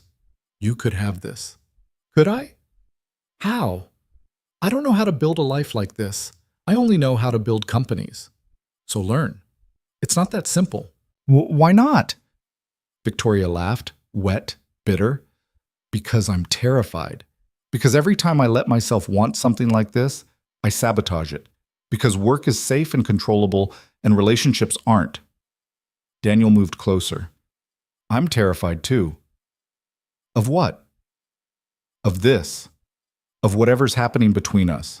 Of letting you into my life and Emma's life and having it fall apart. Of the office finding out and making everything complicated. Of falling for someone whose world is so different from mine that it can't possibly work." "Are you?" "Falling." Daniel met her eyes. "Yeah, I think I am." Victoria's breath caught. For a moment, neither of them moved. Then she closed the distance between them, and Daniel wasn't sure who kissed who first, only that it was happening and it felt inevitable. The kiss was soft, tentative, like they were both afraid it might shatter if they pushed too hard. When they pulled apart, Victoria's hands were shaking. "This is a terrible idea," she whispered. "Probably. It's going to be complicated." "Definitely. The office will have opinions." "They already do." Victoria laughed shakily. "What are we doing?" "I don't know, but I don't want to stop." "Neither do I." They stood there, foreheads touching, breathing the same air. Outside, the city hummed. Inside, something shifted, walls coming down, defenses crumbling. Two people choosing vulnerability over safety. "Stay," Daniel said quietly. "What?" "Stay. For a while. We'll figure out the rest later." Victoria nodded. "Okay." They moved back to the couch, sitting close, Victoria's head on Daniel's shoulder. They didn't talk much, didn't need to. The quiet said everything, that this was real, that it was scary, that neither of them knew what came next. But for tonight, it was enough to just be here, together. Two lonely people finding something neither of them had been looking for, but both of them desperately needed. Victoria left around midnight, and Daniel stood in the doorway long after her car disappeared down the street. His lips still tingled. His heart hadn't quite settled back into its normal rhythm. He touched his mouth, half convinced he'd imagined the whole thing. But the books Victoria had brought were still stacked on the coffee table. Emma's goodnight hug for Victoria, unexpected, instinctive, had been real. The kiss had been real. Daniel closed the door and leaned against it, unsure whether to laugh or panic. Sunday morning, Emma asked about Victoria over pancakes. Is she your girlfriend now? Daniel nearly dropped the spatula. That's, we're figuring things out. That means yes. That means it's complicated. You always say that. Because it always is. Emma considered this, syrup dripping from her fork. I think she likes you.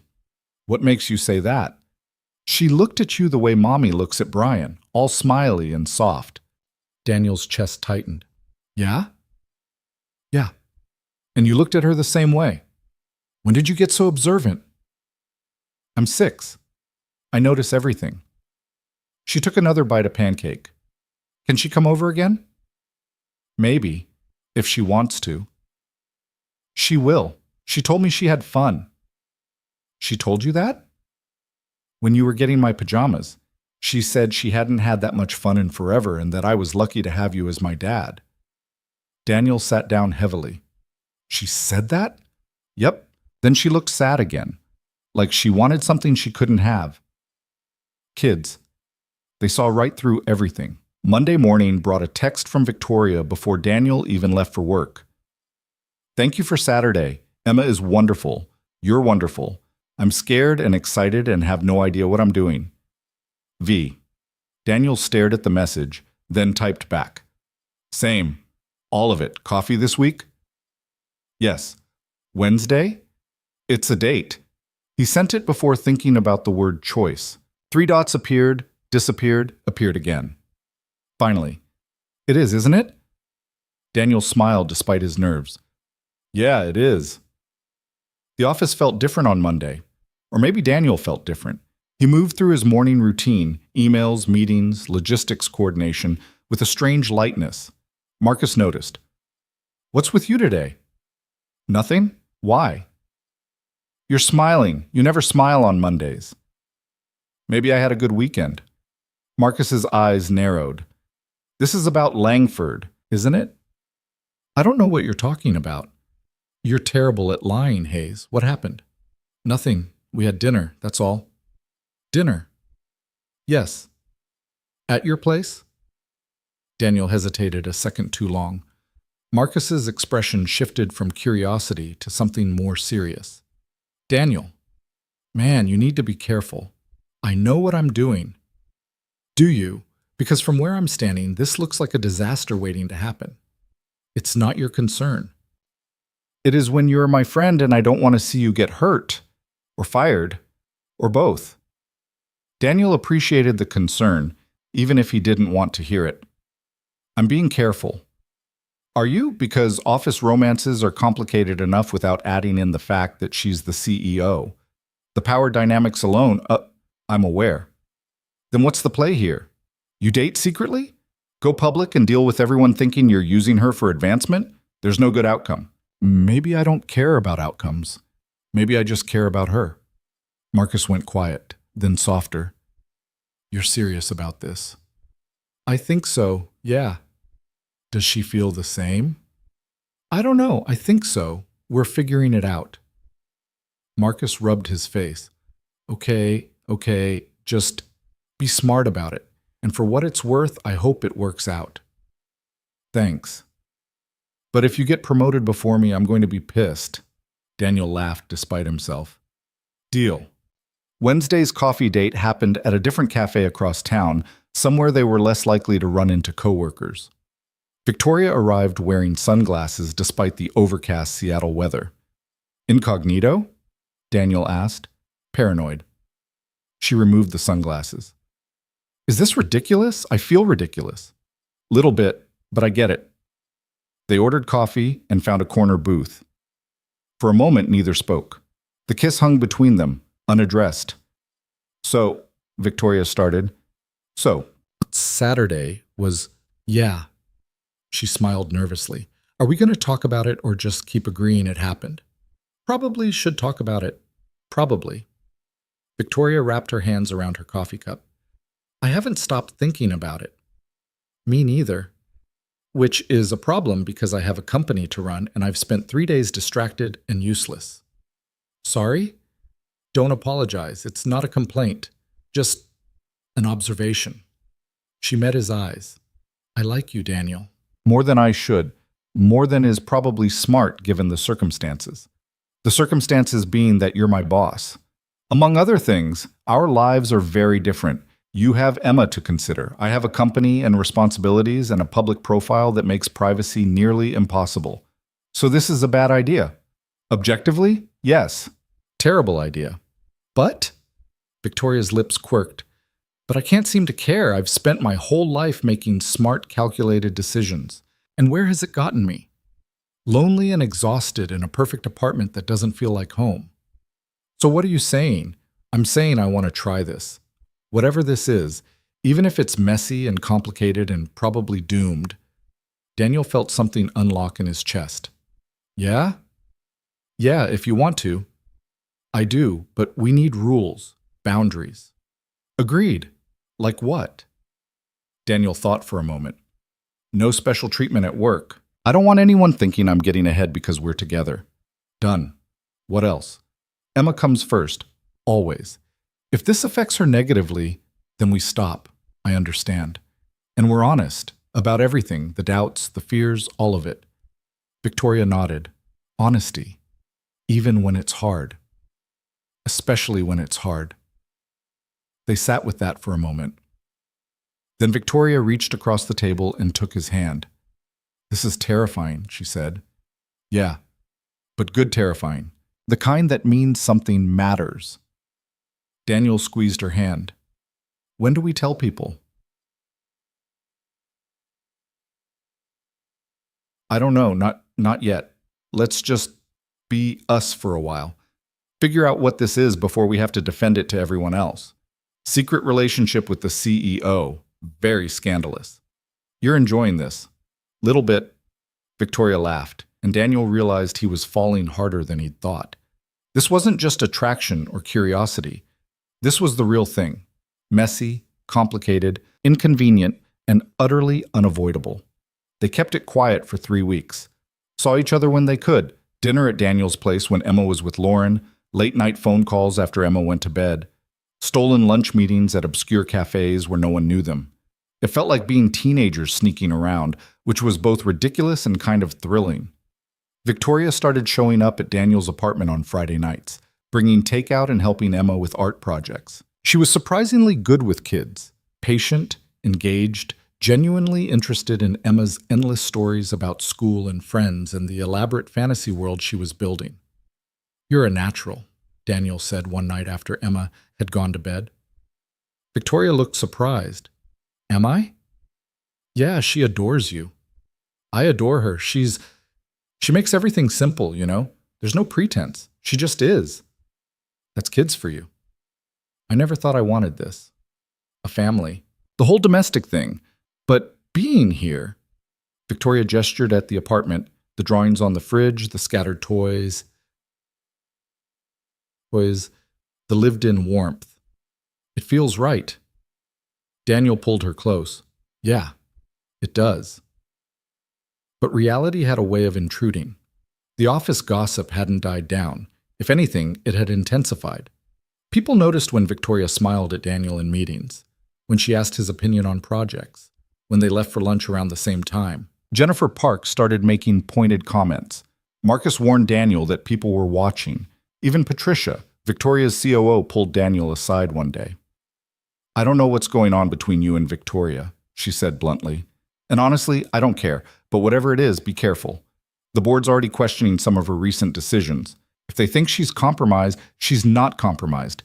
I know that, you know that, but perception matters, especially for a young female CEO. They're looking for reasons to doubt her. Daniel felt anger rise. That's bullshit. It is, but it's also reality. Just be smart, both of you. Daniel told Victoria about the conversation that night. She took it better than he expected. Patricia's right. The board's been restless lately, looking for cracks. Because you're delegating more? Because I'm actually living my life instead of being married to the company. They don't like it. What are you going to do?" Victoria was quiet for a moment. "Keep doing what I'm doing. I'm better at my job now than I was when I was burning out. The numbers prove it. If they can't see that, that's their problem. And us? What about us? If they find out, they will eventually. We can't hide forever." She turned to face him. "I don't want to hide. I'm tired of pretending my personal life doesn't exist. So we go public? Eventually. When we're ready, when it feels right." Daniel nodded, but anxiety gnawed at him. Going public meant scrutiny, judgment, questions about his motives and her judgment. It meant Emma being pulled into the spotlight, gossip columns speculating, coworkers treating him differently. But it also meant being honest, not sneaking around, actually building something real instead of hiding in the shadows. The decision was made for them 3 weeks later. Daniel was picking Emma up from school when he got the call. Victoria's voice was tight, controlled, her CEO voice. "We have a problem." "What kind of problem?" "Someone saw us at the cafe last Tuesday, took pictures, sent them to the board." Daniel's stomach dropped. "Shit. There's an emergency board meeting tomorrow morning. They want answers." "What are you going to tell them?" "The truth, that we're seeing each other, that it doesn't affect my ability to run this company, that my personal life is my business." "Victoria, I know what this means, but I'm not lying, and I'm not apologizing for being happy." Daniel heard the steel in her voice. The CEO was back, armored and ready for battle, but underneath, he heard fear too. "What do you need from me?" he asked. "Nothing. Stay away from the office tomorrow. Keep Emma close. This is going to get messy." "I'm not hiding." "Daniel, no. We're in this together. If you're facing the board, I'm there." "That's not necessary." "It is. Because if they're questioning your judgment, they need to see that this is real, that I'm not some opportunist, that we're both adults making a conscious choice." Silence on the other end. Then quietly, "You're sure?" "Yeah, I'm sure." "Okay, tomorrow, 9 a.m., conference room B." Daniel spent that evening explaining to Emma that he needed to go to an important meeting in the morning, that Mrs. Chen would watch her before school. Emma sensed his tension. "Is everything okay, Daddy?" "Yeah, sweetheart. Just work stuff." "Is Victoria okay?" "She will be." Emma hugged him tight. "Tell her I said good luck." Daniel arrived at Langford Industries at 8:45, wearing his best suit and feeling like he was walking into an execution. Victoria met him in the lobby, looking composed but pale. "You didn't have to come." "Yes, I did." She took his hand briefly. "Thank you." The conference room held 12 board members, all looking varying degrees of disapproving. Daniel recognized a few faces. Robert Chen, who'd interrogated him at the gala, Margaret Yates, who ran a venture capital firm, Thomas Brennan, who'd founded the company with Victoria's father. Victoria stood at the head of the table. Daniel took a seat in the back, trying to be inconspicuous. Robert started. "Victoria, we've asked you here to discuss some concerning photographs that came to our attention. You and Mr. Hayes appear to be in a relationship. Is that accurate?" "Yes." "And you didn't think to disclose this to the board?" "My personal life isn't board business. It is when it involves an employee. The optics alone, the optics are that I'm a human being with a personal life. Last I checked, that wasn't against company policy." Margaret leaned forward. "Victoria, we're concerned about judgment, about conflicts of interest. Mr. Hayes reports to people who report to you. The power dynamic is something we're both aware of and actively managing. Daniel hasn't received any special treatment. His performance reviews are handled by his direct supervisor, not me. His compensation is standard for his role. There's no favoritism." Thomas spoke up, his voice gentler. "Victoria, no one's questioning your competence. You've done remarkable things with this company. But relationships like this can be complicated. What happens if it doesn't work out? The potential for harassment claims, hostile work environment. Then we deal with it like adults. But we're not making decisions based on fear of what might happen. That's not how business works." Victoria's jaw tightened. "Maybe it should be." Robert's voice turned sharp. "This is exactly what we're talking about.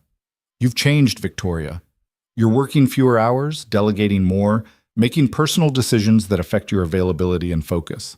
And now this relationship has made me better at my job, not worse. I'm sleeping, eating, actually thinking clearly instead of running on fumes. The company's performing better than ever. Revenue's up 18%. Employee satisfaction scores are the highest they've been in 5 years. We just closed 2 major deals. What exactly is the problem? The problem is propriety. The problem is you're the face of this company, and your choices reflect on all of us. Daniel couldn't stay quiet anymore. He stood. Excuse me, can I say something? All eyes turned to him. Victoria looked alarmed. Robert looked annoyed. Mr. Hayes, this doesn't concern you. Actually, it does. You're sitting here questioning Victoria's judgment because she's in a relationship with me. So yeah, I think I get a say. Margaret gestured for him to continue. Daniel took a breath. I'm 32. I've worked here for 2 years in a job that no one notices until something goes wrong. I drive a beat-up car and live in a 2-bedroom apartment in Ballard. I have a 6-year-old daughter who's the center of my world. I'm nobody special, just a regular person trying to get by. We're aware. Let me finish. Victoria didn't seek me out. I helped her one night when she was exhausted and alone, and we became friends. Then more than friends. Not because I saw an opportunity, but because she's funny and smart and kind and more human than anyone in this room is giving her credit for. She's not some corporate robot who exists only to make you money. She's a person, and she deserves to have a life. Robert's expression hardened. That's very touching, Mr. Hayes, but it doesn't change the reality of the situation. Which is what? That she's happy? That she's performing better than ever? Or that you're uncomfortable because she's not conforming to your image of what a CEO should be? You're out of line. Maybe, but someone needs to say it. You're treating her like an asset to manage instead of a person to support, and that's wrong. Thomas studied Daniel for a long moment. Do you love her, Mr. Hayes? The question caught Daniel off guard. The room went silent. Yes, Daniel said finally. I do. Victoria's eyes went wide. They hadn't said it yet, not out loud. But sitting in this sterile conference room defending their right to exist together, Daniel knew it was true. And you, Victoria? Thomas asked. How do you feel? Victoria looked at Daniel, then at the board. I love him, and his daughter, and the life we're building together. It doesn't interfere with my work. If anything, it makes me better at it because I'm not slowly destroying myself anymore. Margaret sighed. This is highly irregular. So is having a 30-year-old female CEO. But you hired me anyway. You trusted my judgment then. Trust it now. The board members exchanged glances. Finally, Thomas spoke. We're going to need some safeguards. Documentation that Mr. Hayes isn't receiving preferential treatment, regular reviews, full transparency. Done, Victoria said immediately. And if this relationship ends, then one of us leaves the company, voluntarily. We've already discussed it. Daniel blinked. They hadn't discussed that. But Victoria caught his eye, and he nodded. It made sense. Robert still looked unhappy. I'm not comfortable with this. Noted, Victoria said coolly. Is there anything else? Just this. We're watching, Victoria, closely. Any sign that this is affecting your performance or judgment won't happen. Are we done? Thomas nodded. We're done. For now. Victoria and Daniel left the conference room together. In the elevator, Victoria sagged against the wall. That was hell. You were amazing. I was terrified. Didn't show. Good. She looked at him. Did you mean it? Which part? That you love me. Daniel stepped closer. Yeah, I did. Do.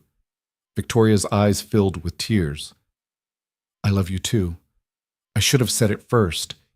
You were standing there defending me, and I just... Daniel kissed her, soft, brief. It's okay. Is it? Because I just told the board I'd quit if we break up, which is insane pressure to put on a relationship that's barely 3 months old. So, don't break up with me. That simple? That's simple. Victoria laughed wetly. You make everything seem easy. It's not easy, but it's worth it. They emerged from the elevator into the lobby. People stared.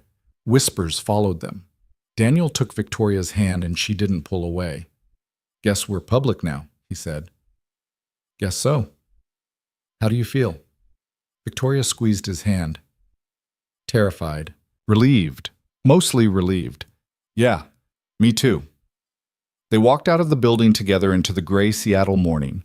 Rain had started falling, light and persistent. Victoria tilted her face up to it. "I have 6 meetings today. Better get to them. Come to dinner tonight, you and Emma? We'd like that." "Good." She kissed him quickly. "I love you, Daniel Hayes. Love you too, Victoria Langford." She walked back into the building, shoulders straight, ready to face whatever came next. Daniel watched her go, then headed to his car. His phone buzzed. A text from Emma, sent from Mrs. Chen's phone. "Did it go okay? Is Victoria okay?" Daniel smiled and typed back, "Everything's okay, Dragon Expert. See you after school."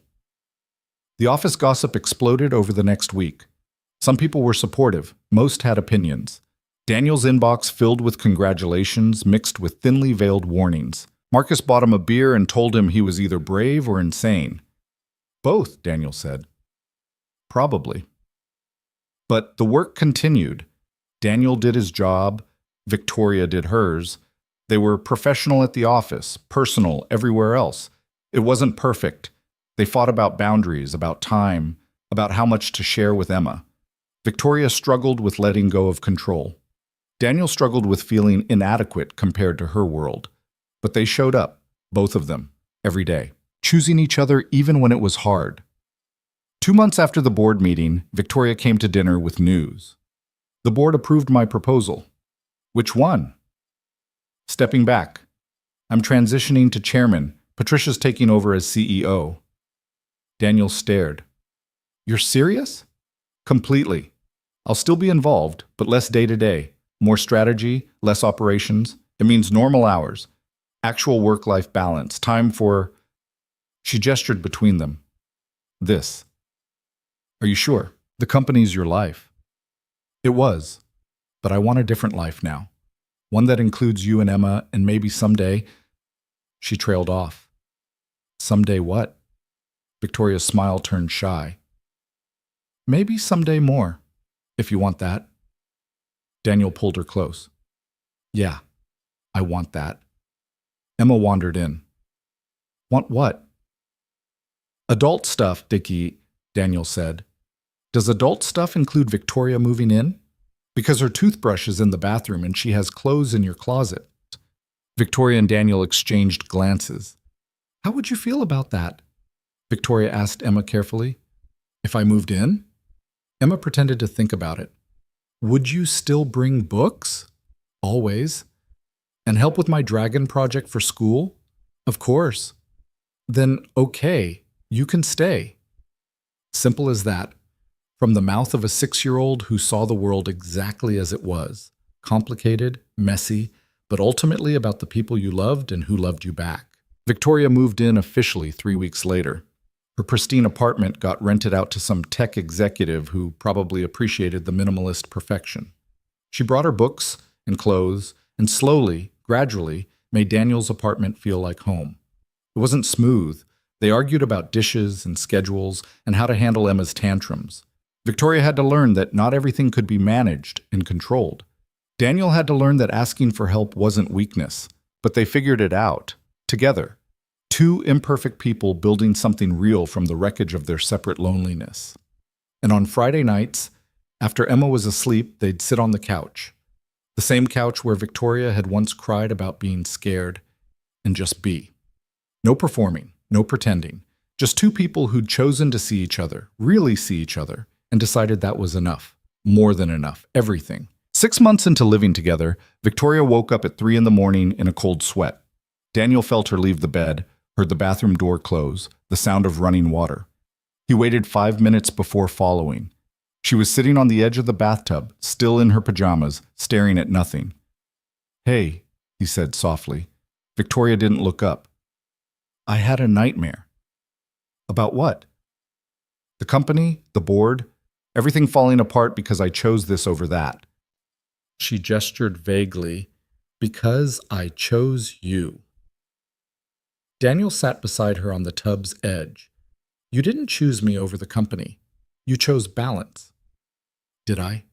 Because some days it feels like I abandoned everything I built. Patricia's doing an amazing job, better than I was doing, and part of me resents that, which is insane. It's not insane. It's human. I spent 15 years building that company from nothing. It was my identity, my purpose, and now I'm just, what? A girlfriend? A stepmom adjacent person? Who am I without the CEO title? Daniel took her hand. You're Victoria, the person who brings Emma books about marine biology because she mentioned liking dolphins once. The person who learned to make pancakes even though you burned the first 5 batches. The person who cries at sad movies and laughs too loud at my terrible jokes.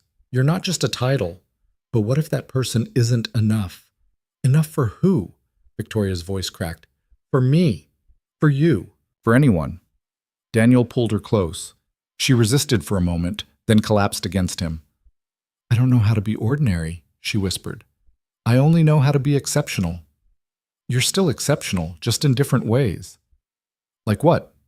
Making school lunches? Remembering to buy milk?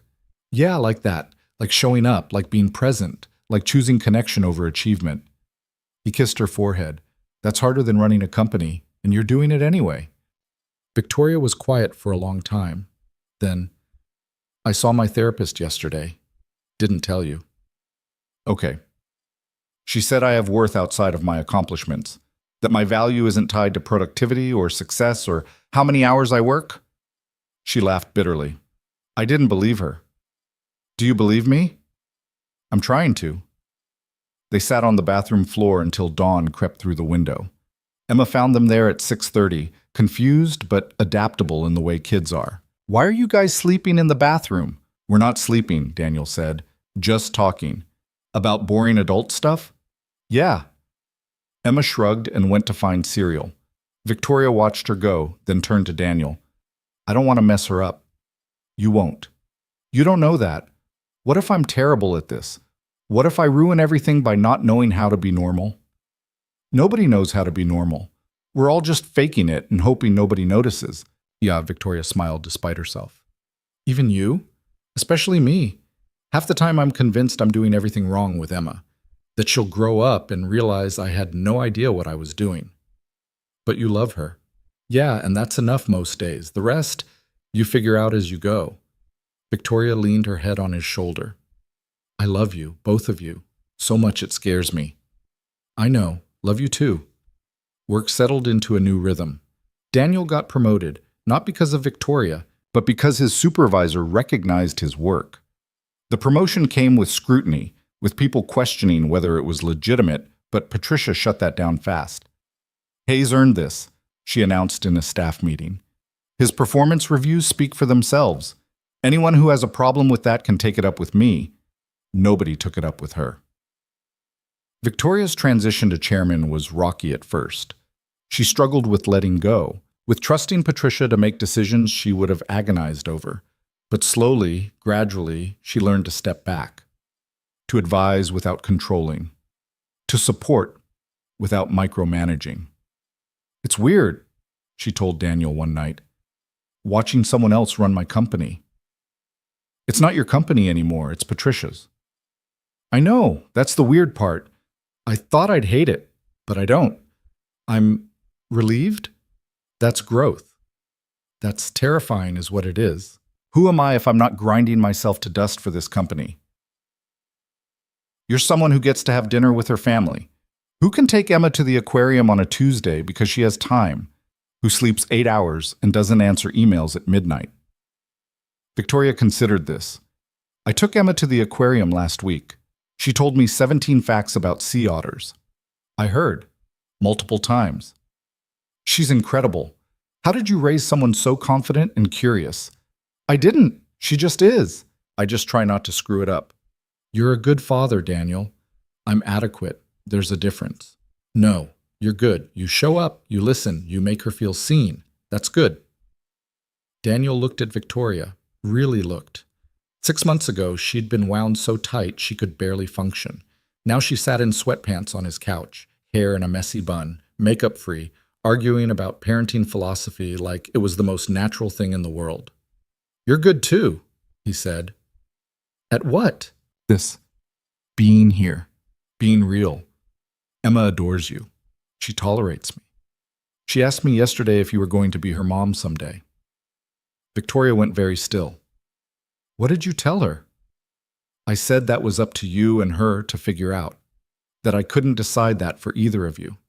"And what did she say?" "She said she hopes so because you're nicer than her real mom's new husband." Victoria's eyes filled with tears. "She said that?" "Yeah. Brian's apparently kind of a jerk about vegetables." Victoria laughed and cried at the same time. "I don't know how to be a mom." "Nobody does. You just love them and try not to screw them up too badly." "That's your parenting philosophy? Try not to screw them up?" "It's worked so far." Victoria wiped her eyes. "Can I ask you something?" "Sure." "Do you want more kids?" Daniel blinked. That's a big question." "I know, but I've been thinking about it. I'm 31. If I want kids, I should probably start thinking seriously about it. And I don't know if you want more, or if Emma's enough, or..." "Yes." "Yes what?" "Yes, I want more kids. With you, if that's what you want." Victoria stared at him. "Really?" "Really. I always thought Emma would be an only child because Lauren didn't want more and then we divorced. But yeah, if you want kids, I'd love that. Even though it'll be chaos, even though I have no idea what I'm doing, especially because of that. We'll figure it out together, like everything else." Victoria kissed him then, hard and desperate and full of hope. When they pulled apart, she was smiling. "Not right now, though." Daniel laughed. "No, not right now. Let's get married first, at least." The words hung in the air. Victoria's eyes went wide. "Was that... Did you just propose? Kind of. Maybe. I don't have a ring or a plan or any of the romantic stuff. But yeah, I want to marry you, if you want that." Victoria's hands were shaking. "That's the least romantic proposal ever." "I know. I'm terrible at this." "Ask me again. Properly." "Now?" "Yes, now." Daniel slid off the couch and onto one knee, feeling ridiculous in his old t-shirt and pajama pants. "Victoria Langford, will you marry me? No ring, no plan, just me and Emma and whatever chaos comes with us." "Yes, obviously yes." They were both laughing and crying when Emma appeared in the doorway. "Why is everyone crying? Did someone die?" "No, sweetheart," Daniel said. "The opposite. Victoria and I are getting married." Emma's face lit up. "Really? Really? Does that mean she's staying forever?" "If she wants to." Emma looked at Victoria. "Do you want to?" Victoria's voice was thick with emotion. "Yeah, I really do." Emma launched herself at Victoria, hugging her tight. "Good, because I already told my friends you were basically my bonus mom, and it would be embarrassing if you left now." Victoria laughed and hugged her back. Over Emma's head, she met Daniel's eyes. He saw everything there, the fear, the hope, the tentative belief that maybe, just maybe, this could work. They got married 4 months later in a small ceremony at the courthouse with Emma as the witness and Patricia and Marcus as guests. Nothing fancy, no corporate event, just two people promising to show up for each other, to be honest even when it was hard, to choose connection over perfection. Victoria wore a simple dress. Daniel wore the same suit from the board meeting. Emma wore a tutu because she insisted weddings required tutus. Patricia cried. Marcus made inappropriate jokes. It was perfect in its imperfection. The office handled it better than expected. Some people were genuinely happy. Others remained skeptical. A few left the company, unable to separate their perception of favoritism from reality. Patricia made it clear that anyone who had issues with Daniel's presence could take it up with HR. Nobody did. Life settled into something resembling normal. Daniel went to work, came home, helped with homework, made dinner. Victoria attended board meetings, consulted on strategy, but left at 5 most days. They fought about stupid things, whose turn it was to do dishes, how to handle Emma's occasional tantrums, whether to get a dog. They got the dog, a rescue named Captain, who was afraid of everything and slept in Emma's bed. Victoria, who'd never had a pet, became obsessed with him. Daniel found her reading dog training books at midnight. "You're insane," he told her. "He needs structure, consistency. He's a dog, not a company." Same principles apply. Emma loved Captain. Captain loved Emma. Victoria learned to relax her need for control enough to let a neurotic rescue dog into her life. It was progress.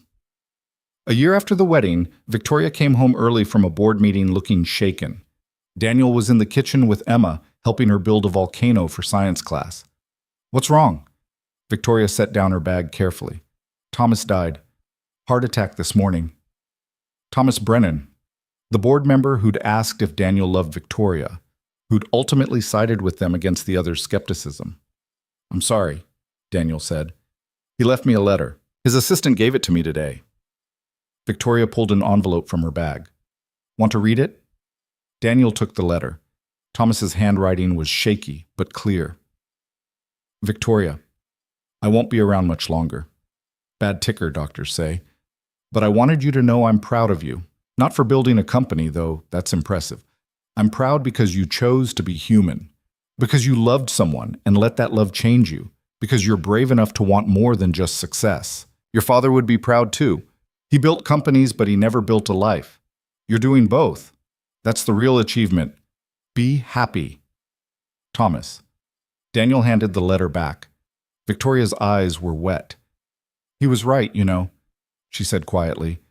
"My father built an empire and died alone in a hospital room surrounded by lawyers. I almost did the same thing. But you didn't. Because you wouldn't let me. Because you saw me that night and decided I was worth saving. You saved yourself. I just stuck around." Victoria shook her head. "No, we saved each other. I was drowning in my own ambition, and you were drowning in loneliness. And somehow we found each other." Emma looked up from her volcano. "Are you guys being mushy again?" "Yeah," Victoria said, pulling Emma into a hug. "We are. Gross, but also kind of nice." They scattered Thomas's ashes in the San Juan Islands where Victoria had seen orcas as a kid. The board held a memorial. Victoria gave a speech about legacy and what it meant to build something that lasted. Daniel stood in the back and watched her command the room with the same authority she'd always had, but softer now. More human. After the memorial, Robert Chen approached Daniel. "I owe you an apology." Daniel was surprised. "For what?" "For doubting you. For assuming you were using her. You weren't, and she's better for knowing you. The company's better." "I was wrong." "Okay." "That's it? Just okay?" "What do you want me to say? You were wrong. You admitted it. That's enough." Robert smiled slightly. "You're good for her. Keep doing whatever you're doing." "I plan to." That night, Victoria told Daniel she was pregnant. "Are you sure?" "Took 3 tests, all positive. I have a doctor's appointment next week to confirm, but yeah, I'm pretty sure." Daniel sat down heavily on the couch. "That was fast." "We've been trying for 4 months." "I know, it's real now." "Are you okay with it being real?" Daniel looked at her, really looked. She was terrified. He could see it in the way she held herself, the tension in her shoulders, the uncertainty in her eyes. "Yeah," he said. "I'm okay with it. Are you?" "I'm terrified. I don't know how to do this.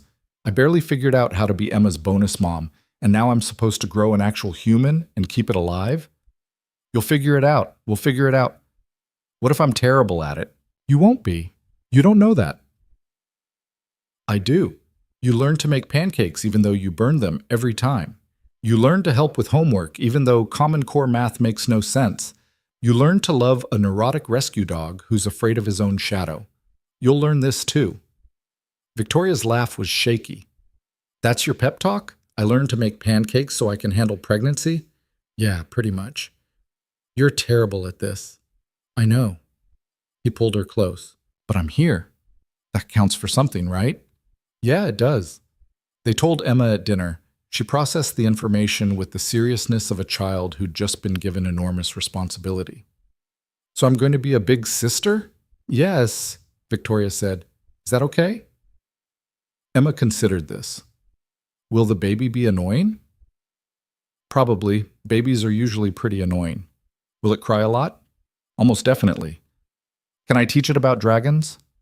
When it's old enough, yes. Emma nodded, satisfied.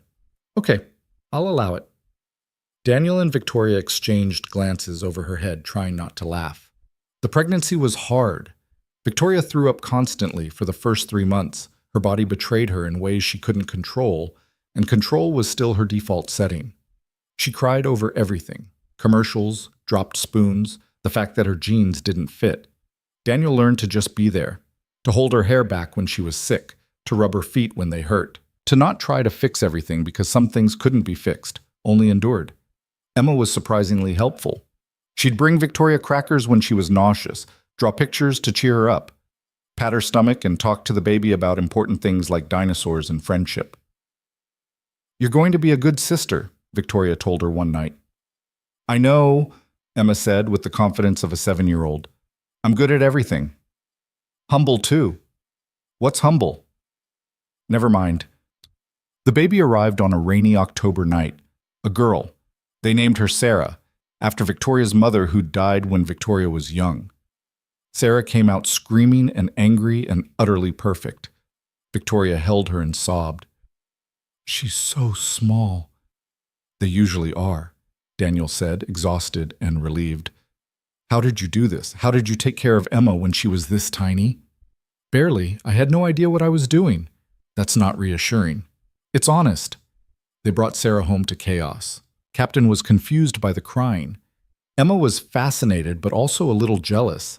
Victoria was overwhelmed by the reality of a newborn who needed constant attention. I can't do this, she said at 2 a.m. on the 3rd day, holding a screaming Sarah who wouldn't stop crying. Yes, you can. I can't. I don't know what she needs. I don't know why she's crying. I'm failing already. Daniel took Sarah gently. You're not failing. You're learning. There's a difference. How did you figure out Emma? I didn't. I just tried different things until something worked.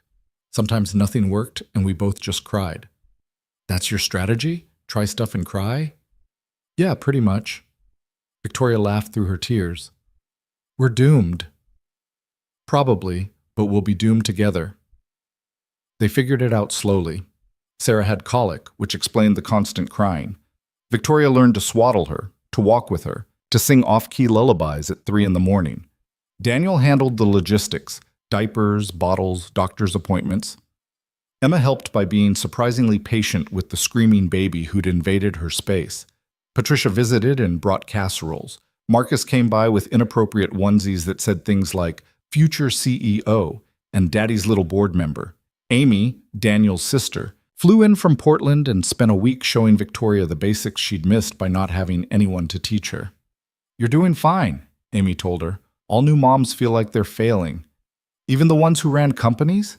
Especially those ones. Companies make sense. Babies don't. 3 months in, Victoria had a breakdown at 4 a.m. Daniel found her in Sarah's nursery, rocking the baby and crying silently. I thought I could do both, she said when she saw him. Keep working. Be a mom. Have it all. But I can't. I'm exhausted all the time.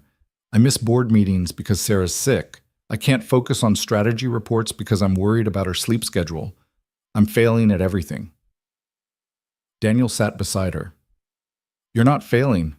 I am. I'm a terrible board chair and a mediocre mother, and I don't know who I am anymore. You're Victoria, mother, wife, businesswoman, dragon enthusiast. Dragon enthusiast? Emma's rubbing off on you. Victoria smiled despite herself.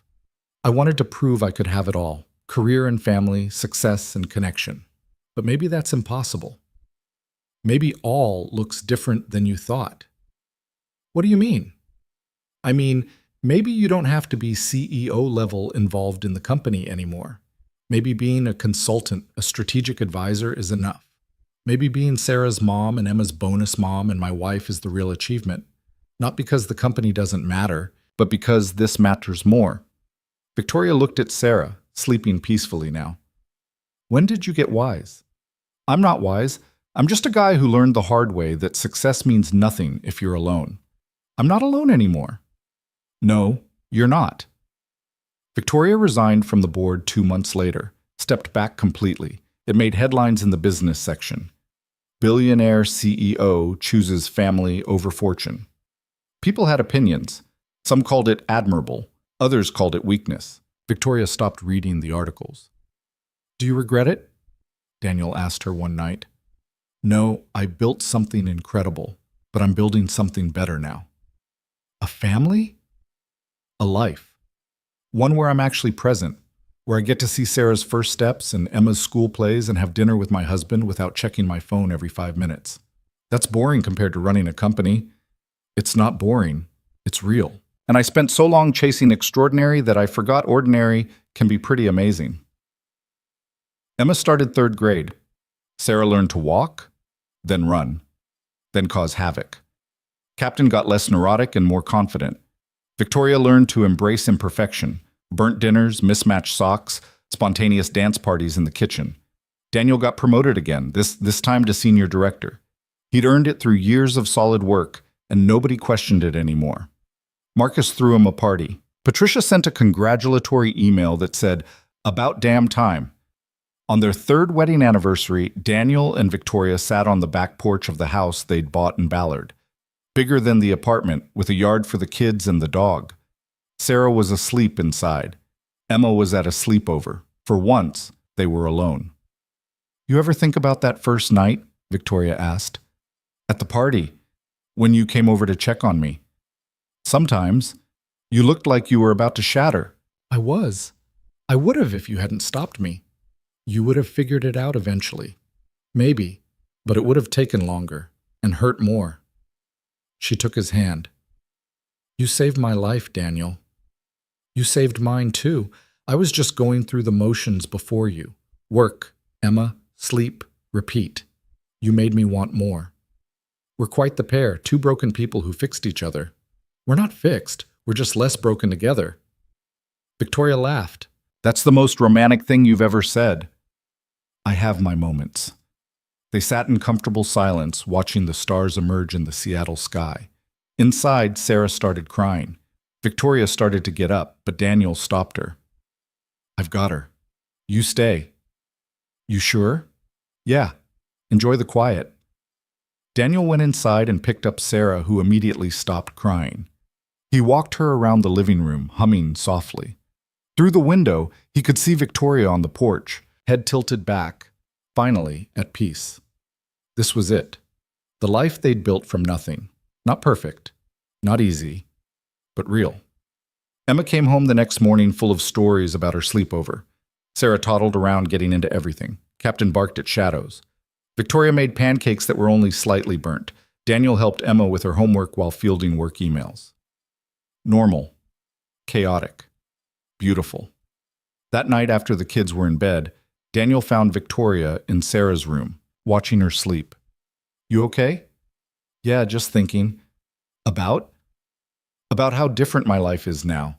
3 years ago, I was alone in a perfect apartment, slowly burning out, convinced success meant sacrificing everything else. And now I'm here, with you and Emma and Sarah and Captain, living in chaos. And I've never been happier. No regrets? None. Turns out what I thought I wanted, the empire, the prestige, the power, that was just fear. Fear of being ordinary, fear of being vulnerable, fear of needing anyone. And now? Now I know that being extraordinary isn't about what you achieve. It's about who you love and who loves you back. It's about showing up imperfectly every day and choosing connection over comfort. She turned to look at him. You taught me that. I didn't teach you anything. You learned it yourself. With your help. Daniel pulled her close. We helped each other. That's what partners do. They stood in the doorway of their daughter's room, watching her sleep, holding each other in the quiet darkness. Outside, Seattle hummed with its endless energy.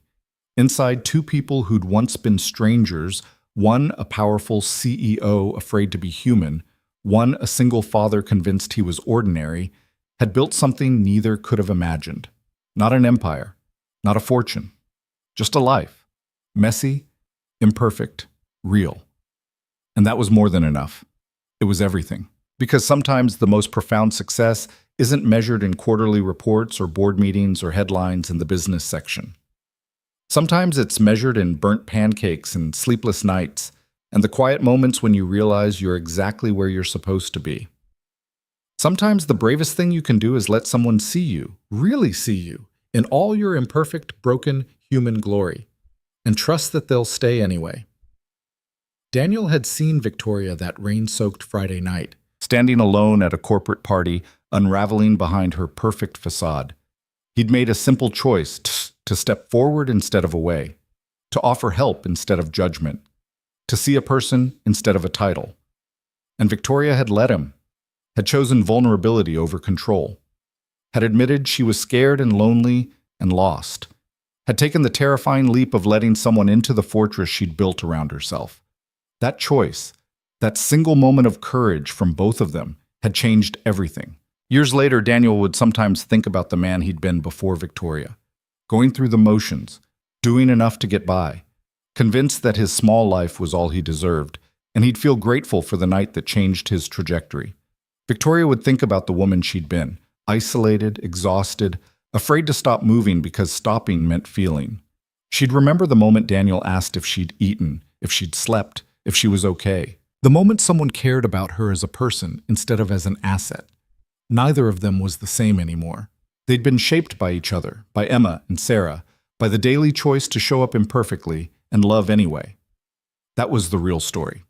Not about a billionaire and a regular guy, not about power dynamics or office politics or overcoming obstacles. It was about two lonely people who found each other in the chaos, who chose to be seen, who learned that being ordinary, being human, was the most extraordinary thing of all. And in the end, that was enough, more than enough, everything that mattered.